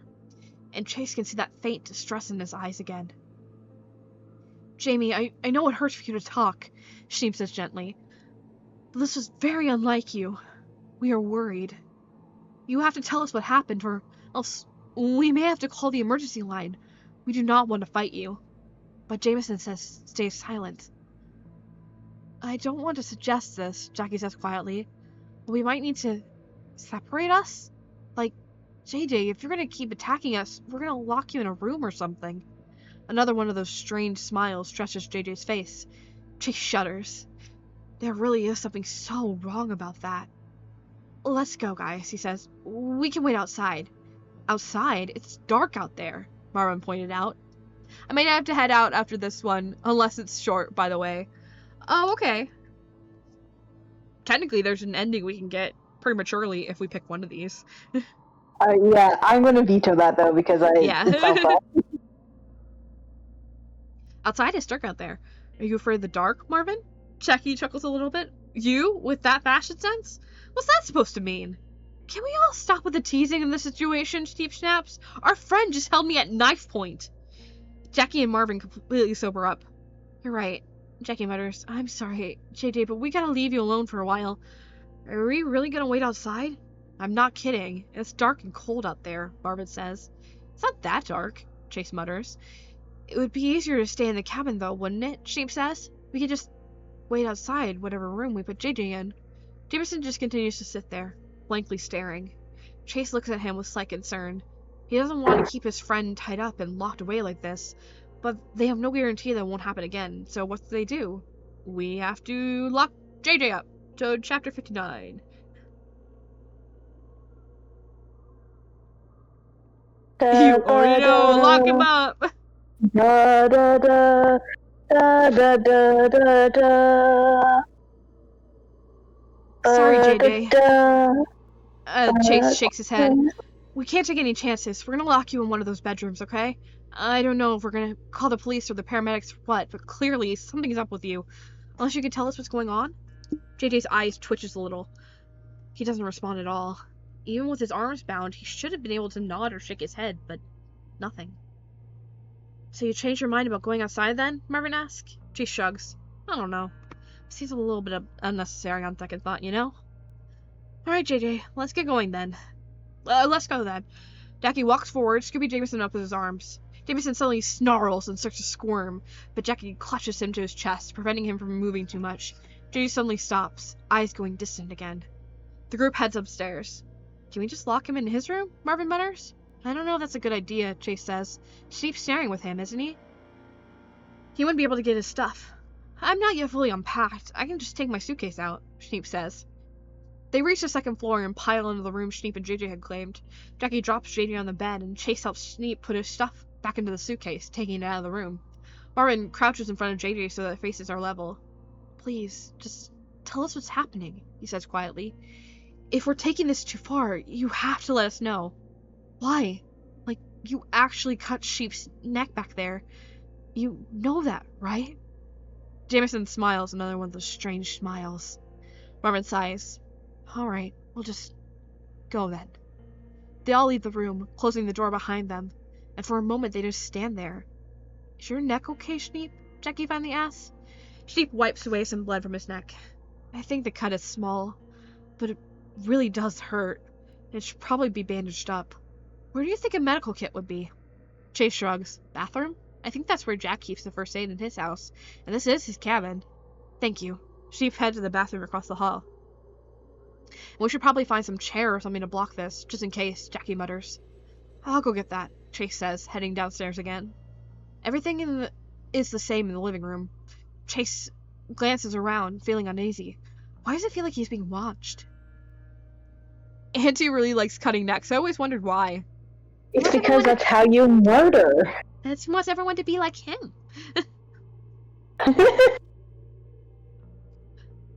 He does his best to shake off the feeling and heads over to the kitchen, grabbing one of the chairs. Really weird out of context. Sorry. The best way to murder! Surprise family. What? No, literally, yeah. My dad just walked in like, what? That's super funny. Alright, okay. He tries his best to shake off the feeling and heads over to the kitchen, grabbing one of the chairs. It looks like the right the right height to shove under the doorknob. He starts dragging across the floor. Thud. Chase stiffens. He looks over at the basement doorway. It was closed, but Davison had left it open, hadn't he? Thud. Is that sound coming from behind the door? Guys, Chase calls. Guys! Silence. He should definitely go back upstairs. He should definitely go back upstairs. But yet, he's standing there, frozen, staring at the closed basement door. He wants to open it, but that's a bad idea. But he's curious. It's almost like a physical thread is pulling him towards the door. What should we do, Star? Curious? Are you curious? Check it. Alright, let's do it. Have you not done this? I don't think I have done this one yet. Oh yeah, I think you would have mentioned this. Yeah. So I have no idea. So both of you are experiencing this blind, or you and Star and whoever like listens to the VOD later. Yeah. You're all experiencing blind. I'm not gonna be okay. Yeah, you might not. Oh, I'm sorry, I skipped forward a little bit with my eyes. Anyway, I do that with books too. Slowly, Chase walks toward the basement door, leaving the chair behind. He reaches into his pocket and pulls out his phone, opening up his contacts and getting ready to call Jackie at the first sign of trouble. He stands to the side, grabs the doorknob, and quickly pulls the door open. Silence. There's nothing behind the door. There's nobody banging against its wood. Chase stares down the dark staircase. Hesitantly, he reaches in and flips on the light. A figure darts away from the bottom of the stairs. Hey! Chase shouts, "Get back here!" He looks back at the others. He looks back over his shoulder. Guys! Hey! There's an intruder! Why isn't anyone answering? Surely they can hear him. I think I actually worried Winnie a little bit. I heard her head snap up. Chase looks back down the staircase. He swallows a lump in his throat. Well, he already decided to check it out, didn't he? He keeps his hand on his phone and slowly descends to the basement, counting the steps as he goes. 1, 2, 3, 4, 5, 6, 7, 8, 9. The basement mainly consists of a long hallway. It extends forward for a little bit before opening up into a wide open space.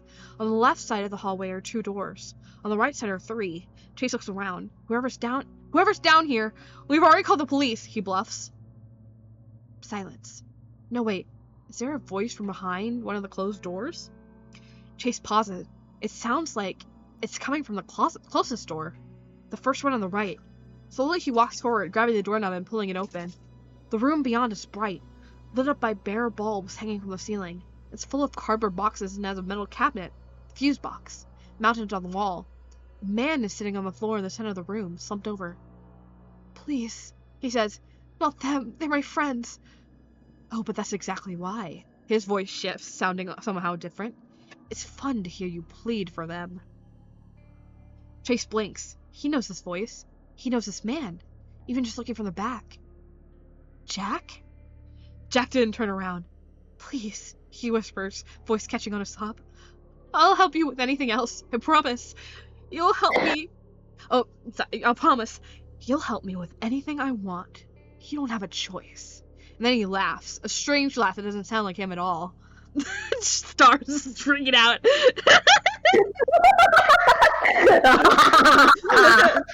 It's your favorite, though! It's your favorite. It's your old buddy.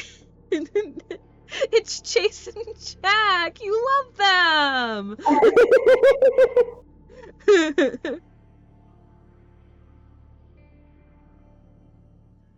I need the chat was going up too high. Okay, cool. It's my Chase and Jack teeth.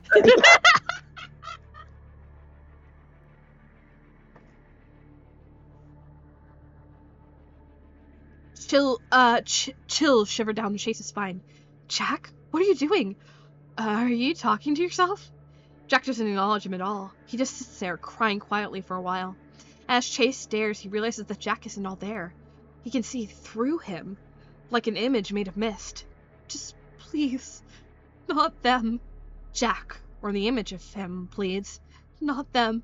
Anyone else I could... Shut up. You can't convince me of anything. You never could. Your friends seem like they'd be a good fit. Why? Shut up. I don't have to tell you anything.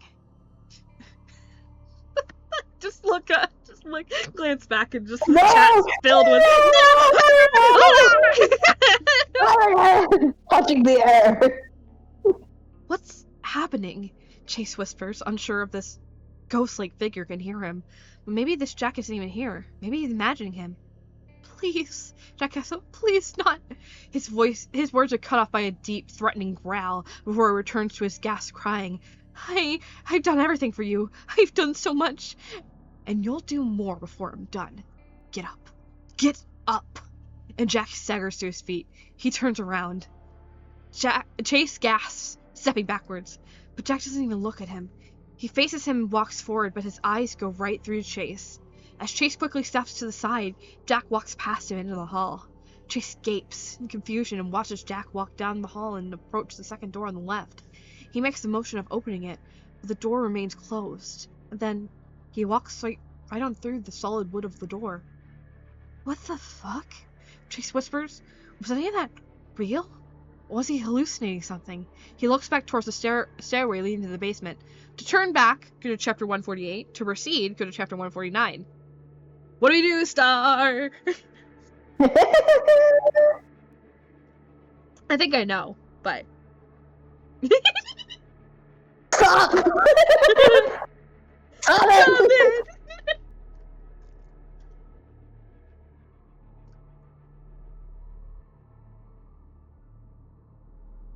Pick what you think I'd pick. I think you'd pick proceed. Yeah! So we can blame it on you. You know what? That's fair. This is streamer's pick. Streamer's pick. I mean, you haven't seen me either, Huffle, so you have to say. Yeah, too. no, I'm very excited. But first, let me get Winnie up on the bed. Winnie, good girl.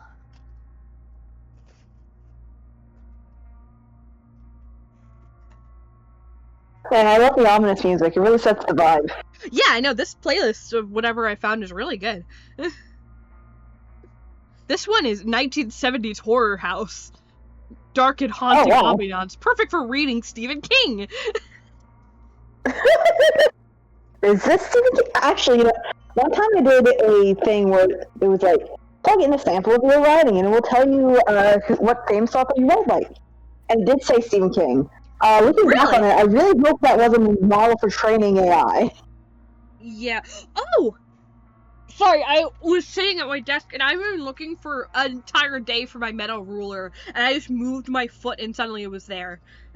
I hate it when that happens. I swear, I was looking for hours last night. Anyway, I remember doing that same thing, and mine said that mine was like Agatha Christie. Interesting. I've never actually read one of her books, but I've really been wanting to.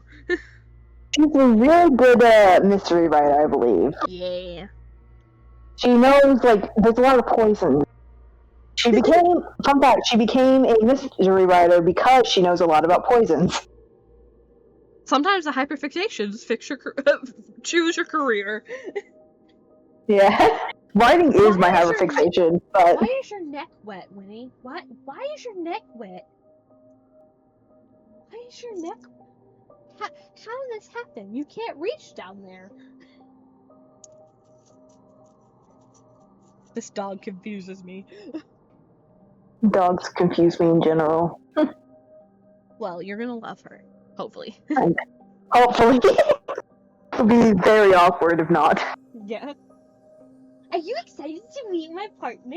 Are you excited? I'm sure that, like, with all the time I'll be spending there, I will at least tolerate her. That's all I can hope for, really. Listen, sometimes Yeah. even I don't tolerate her. Sometimes she's a pain in the ass. Okay, I gotta read spooky stuff. Okay, I love you. Don't hit me in the face. I tried to lean in to kiss her and she tried to paw me in the face. Alright. Chase takes a deep breath. He checks his phone, but he sees no texts or calls from the others asking where he is. Just out of politeness, he sends a text to the group chat telling them he's in the basement, but no response. That worries him, and for a moment, he second-guesses himself. But in the end, he puts his phone away and walks over to the door he saw Jack go through. Slowly, he opens it up. The room looks like something out of a horror movie, filled with horrible things. Hey guys, I'm gonna die. See ya! Hey guys, I'm in the basement. Things are Might weird. die! Jack's here! Okay, bye! Jack's here? What? I thought he was in the hospital. Or I thought he was sick.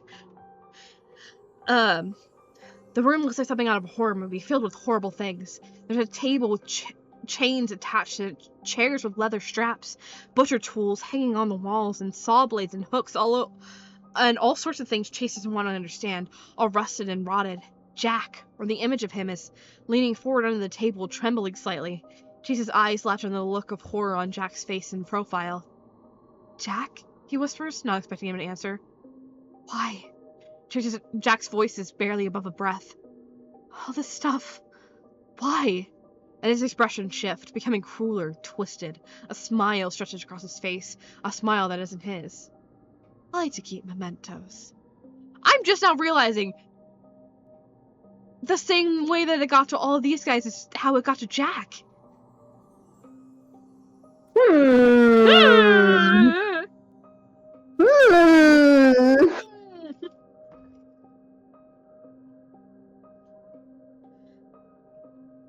Chase fights the urge to step backwards. Whatever he's saying, it can't hurt him.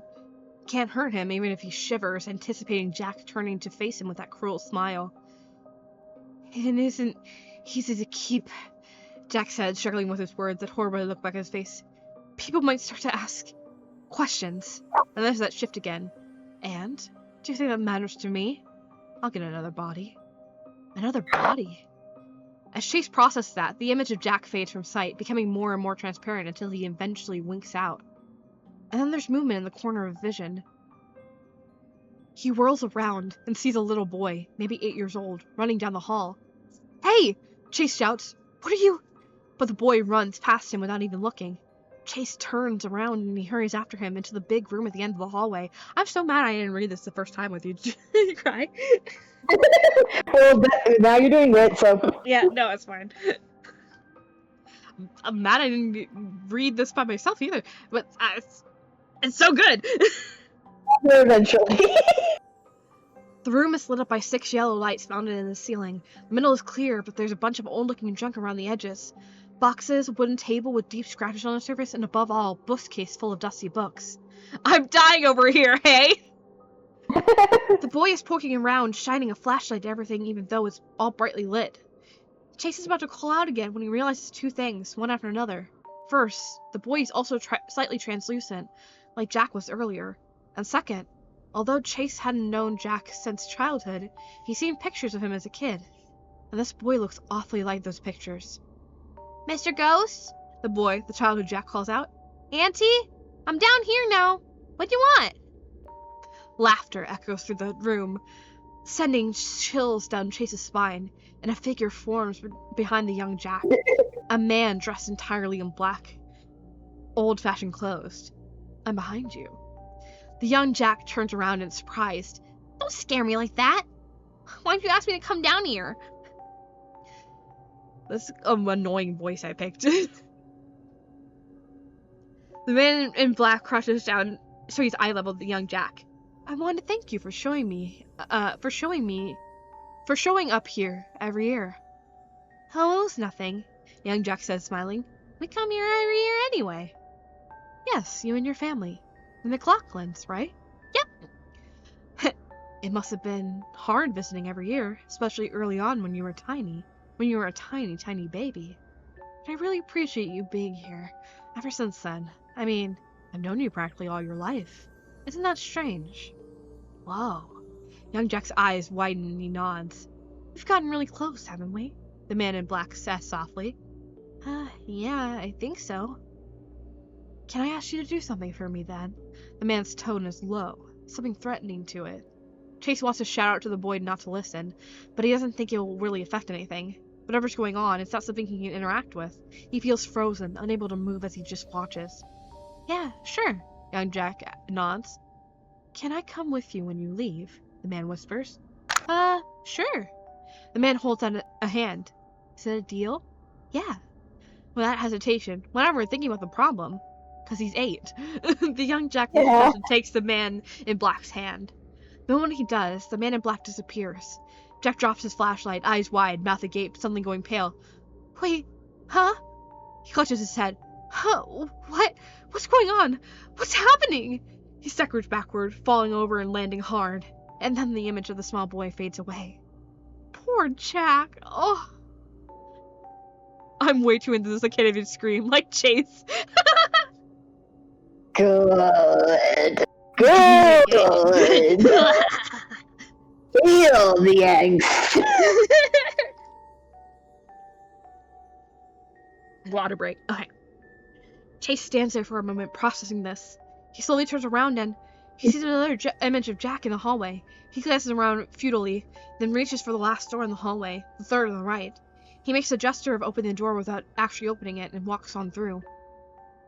Chase still stands there. He doesn't know if he wants to follow Jack anymore. He feels like he's on the brink of a precipice and about to topple over the edge. To turn back, go to chapter 224. To proceed, go to chapter 225. Sarah's already made the decision. Alright. Zalgo it is. Zalgo.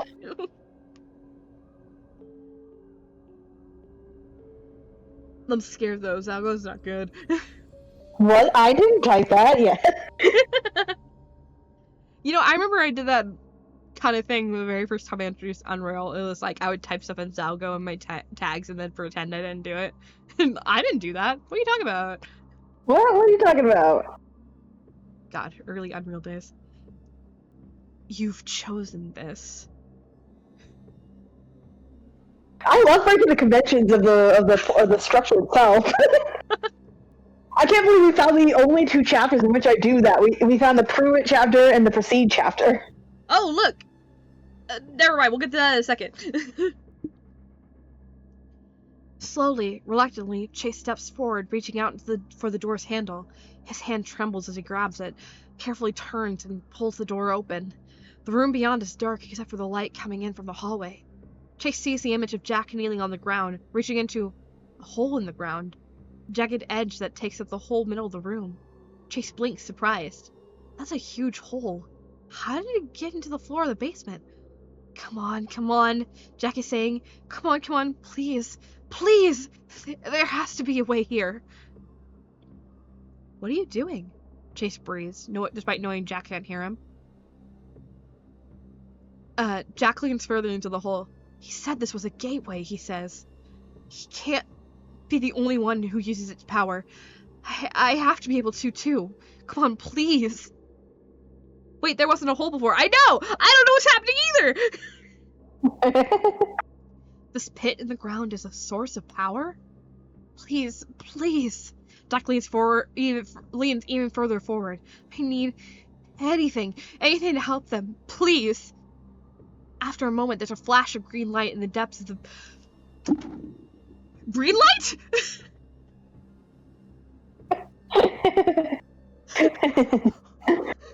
Cry! Is this a fucking fissure? Is this a fissure?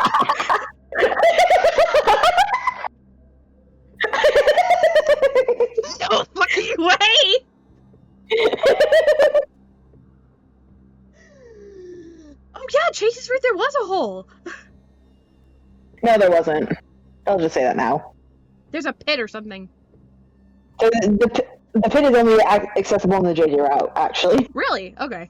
Maybe I'm Yeah, thinking something interesting. else. Anyway, yeah, it's a fissure. I can't believe. So, for context, go read Paranormal Preteens now. Yeah. Fissures are a thing in paranormal preteen. I've been saying, is this a fissure? I'll type it in chat. There, fissure. Yeah. So in Paranormal Preteens, there's a thing called green light, which is that world's form of magic. Are the worlds connected, or is this like another universe thing? I have so much lore, man. How do I explain this without spoilers? Huffle, you know how, like, in the space in between worlds, there's a bunch of green light? Yeah. And you know how they call it green light in Paranormal Preteens? Mm-hmm. And you know how the fissures, Auntie says, they lead to a dark place where the green light comes from? Yeah. So, how do I say this? You know how I said that the space in between kind of, like, warps you if you stay there long enough? Yeah. What would happen if someone were to be in there for a long time? Do you think?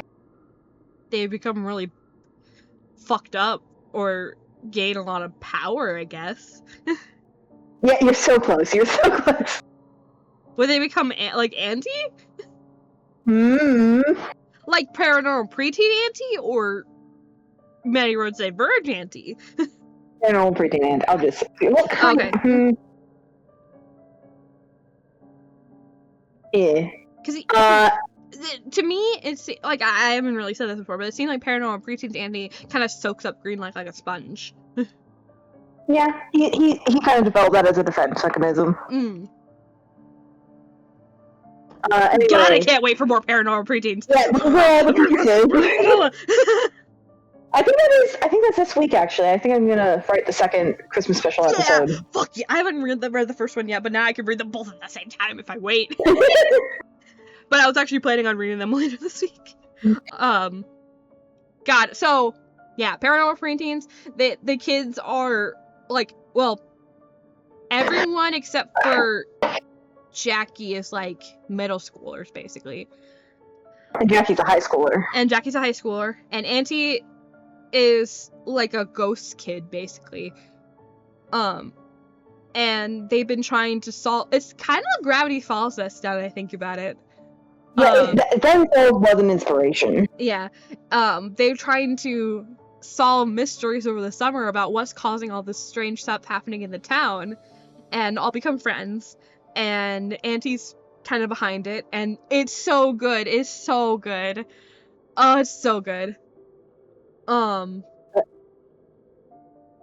Paranormal Preteen is great, and in it, there's fissures that hold green light, which is the power. And There's more of a gateway, really. Yeah, a gateway, technically, yeah. And I can't believe the fucking fissure! Oh my god, you're a genius, I love you.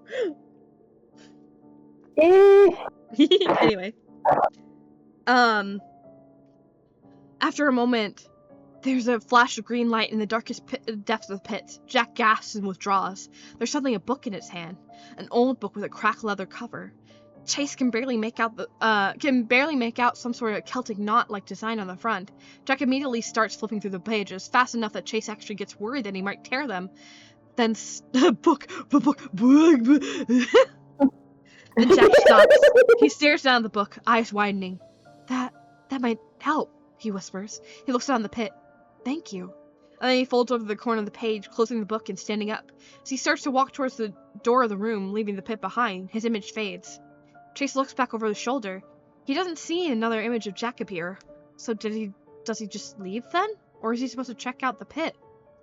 He stands there for a while, silently debating. But he's already come this far. He should at least look at the hole before he leaves.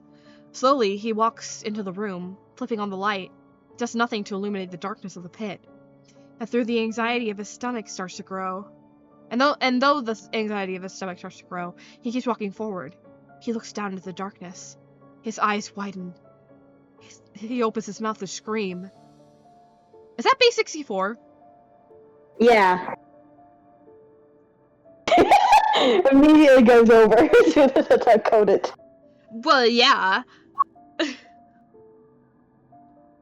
We're finding this out together, guys. Also, I just noticed I didn't put in the... was that a deliberate choice? Did I deliberately forget to put in the break? I can't remember. A creation can't see the face of its creator. Let's fix that. What? What does that mean? Maybe you should continue reading.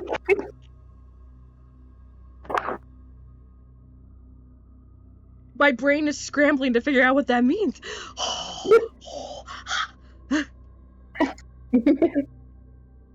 Chase, are you packed?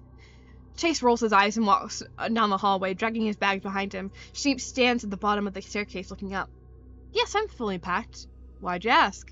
Just checking, Sheep says. I suppose Jackie will be being late all the time has me paranoid. I am not late all the time, Jackie shouts defensively from somewhere out of sight. Chase laughs and walks down the stairs. Jackie and Marvin are on the sofa, playing some sort of fighting game on the living room's TV. As Chase walks over to the front door, he drops his bag there, but he can't help but notice something. Jackie, it looks like your bags aren't here. They're upstairs. I just need to get them down. JJ pokes his head out from the kitchen. We all have everything done? I just said I just need to get my bags down. Everything is packed, Jackie says defensively. JJ chuckles. I know, I just keep getting this feeling that we're forgetting something. That'll fade once we get in the car, probably, Marvin says. But I mean, that's a valid concern. We don't want to leave behind anything behind in a rental cabin in the middle of nowhere. We can contact the rental's owners, can we not? Sheep asks. Chase frowns. Maybe. I think there was something about no lost item policies. Did they forget Jack? Okay, give me finish reading. Boo! Marvin shakes his head. I hope you got a good deal. Well, yeah, it was great, Chase grins. This has been a great vacation. I really needed it, I think. What about you guys? Oh yeah, totally, Marvin nods. Great to be out in nature. You went outside maybe twice, JJ says, a smile twitching on his mouth. That's more than Schneep went, at least. What? Schneep gasps, offended. He has you there, Doc. Jackie laughs. Okay. We're gonna have a long drive back, Chase says. So the sooner we leave, the better. Jackie, go get your stuff. Jackie groans. I was winning, too. Tough luck, Marvin says cheerfully. JD looks around. We're all sure we're not forgetting anything? I just have this feeling like something is missing. I don't know how to help you with that, bro. Sorry. Chase says. We'll be extra thorough. Give one last sweep through the cabin. Make sure everything and everyone is accounted for. What do you mean, make sure everyone's accounted for? Jackie asks, confused. We're not missing anyone. Yeah, I know. Just like, in general, you know? Chase gestured vaguely.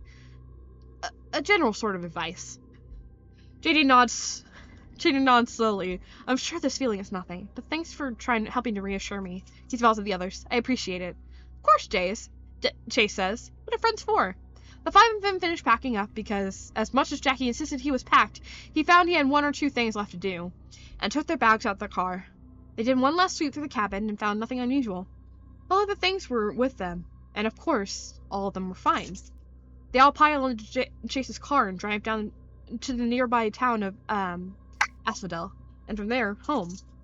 This has been a good vacation. Chase is glad he thought of renting the cabin, though he can't remember where he found the cabin for rent. Maybe an online ad? Well, it isn't that important, really. Ending reached. Kill someone's epic guy. That's what he meant by creator.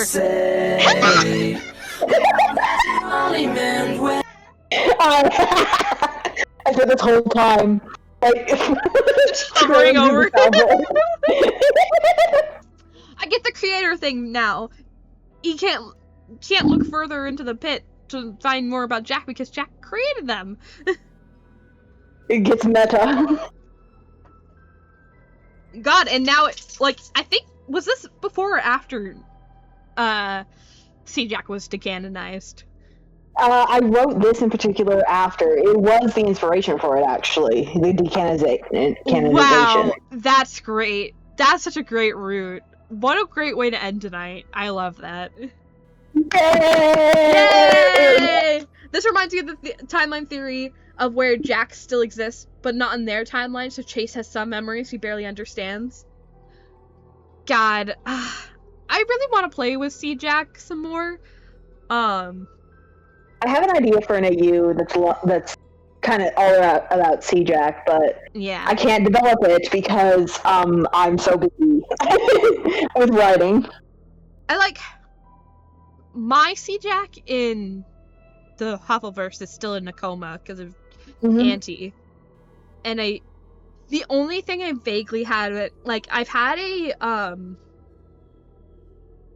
I kind of had a meta idea for how to continue more Huffleverse stuff. And tried to tag illusion into it and everything, but it just doesn't seem to fit. I need to figure out some more magic shit to do instead of, like, tech stuff, I think. But, like, C-Jack is so fun to play with, but also it's like, I don't want to play with him too much because it is based on an actual guy. That's where it gets weird, you know? Yeah, I think that's why Sean decanonized him, honestly. Yeah. It's like, this is actually me. This is weird. Bitch, if you weren't a coward. Someone didn't see how, we did stuff with DSMP characters. Like, DSMP was bad in a lot of ways, but I really do like that, the, like, C exclamation point stuff that we do for content creator and creator, or character. I that's really helpful, because now it's really easy for me to be like, oh, this is about C Huffle, not actual Huffle, you know? Yeah. And, Jack is interesting. I think that's kind of why I kind of steer away from him in, Swap Boys, at least. But also because, technically, he's not a creator there. He didn't create the boys, because all the boys are human and have past lives that they remember. Unlike my actual, canon boys, where they remember that they're Jack creations. Yeah. It was just so interesting to think about, and it was so fun to explore and glitch into the Huffleverse. I kind of hated DSMP in 2020, but the C term was smart. I also kind of hated DSMP. I got into it because our friends were into it, and I did womp womp past Huffle, but I really liked C Wilbur and Tommy's stuff. I really liked Wilbur. And then, well, you know, he's an abuser now. Everyone's, like, a lot of people are there. Don't worry about it, Huffle. Yeah, I know. That was just, it's so funny to think about, because that was the only reason I got into DSMP was because of Wilbur. Fuck him. Fuck Wilbur. Anyway. That's where we're gonna need to end for the night. Because, it's getting late, and my throat's hurting, and we'll do more next time. Yeah. Maybe read more of this, maybe start another fic.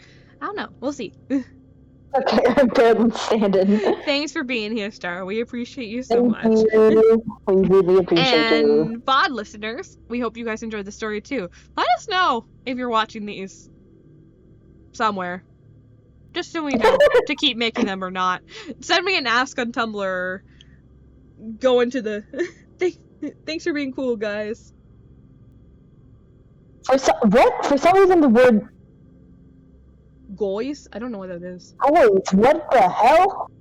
I don't know. That's so weird. Okay. Maybe it's because it's like close to being gays? I don't know.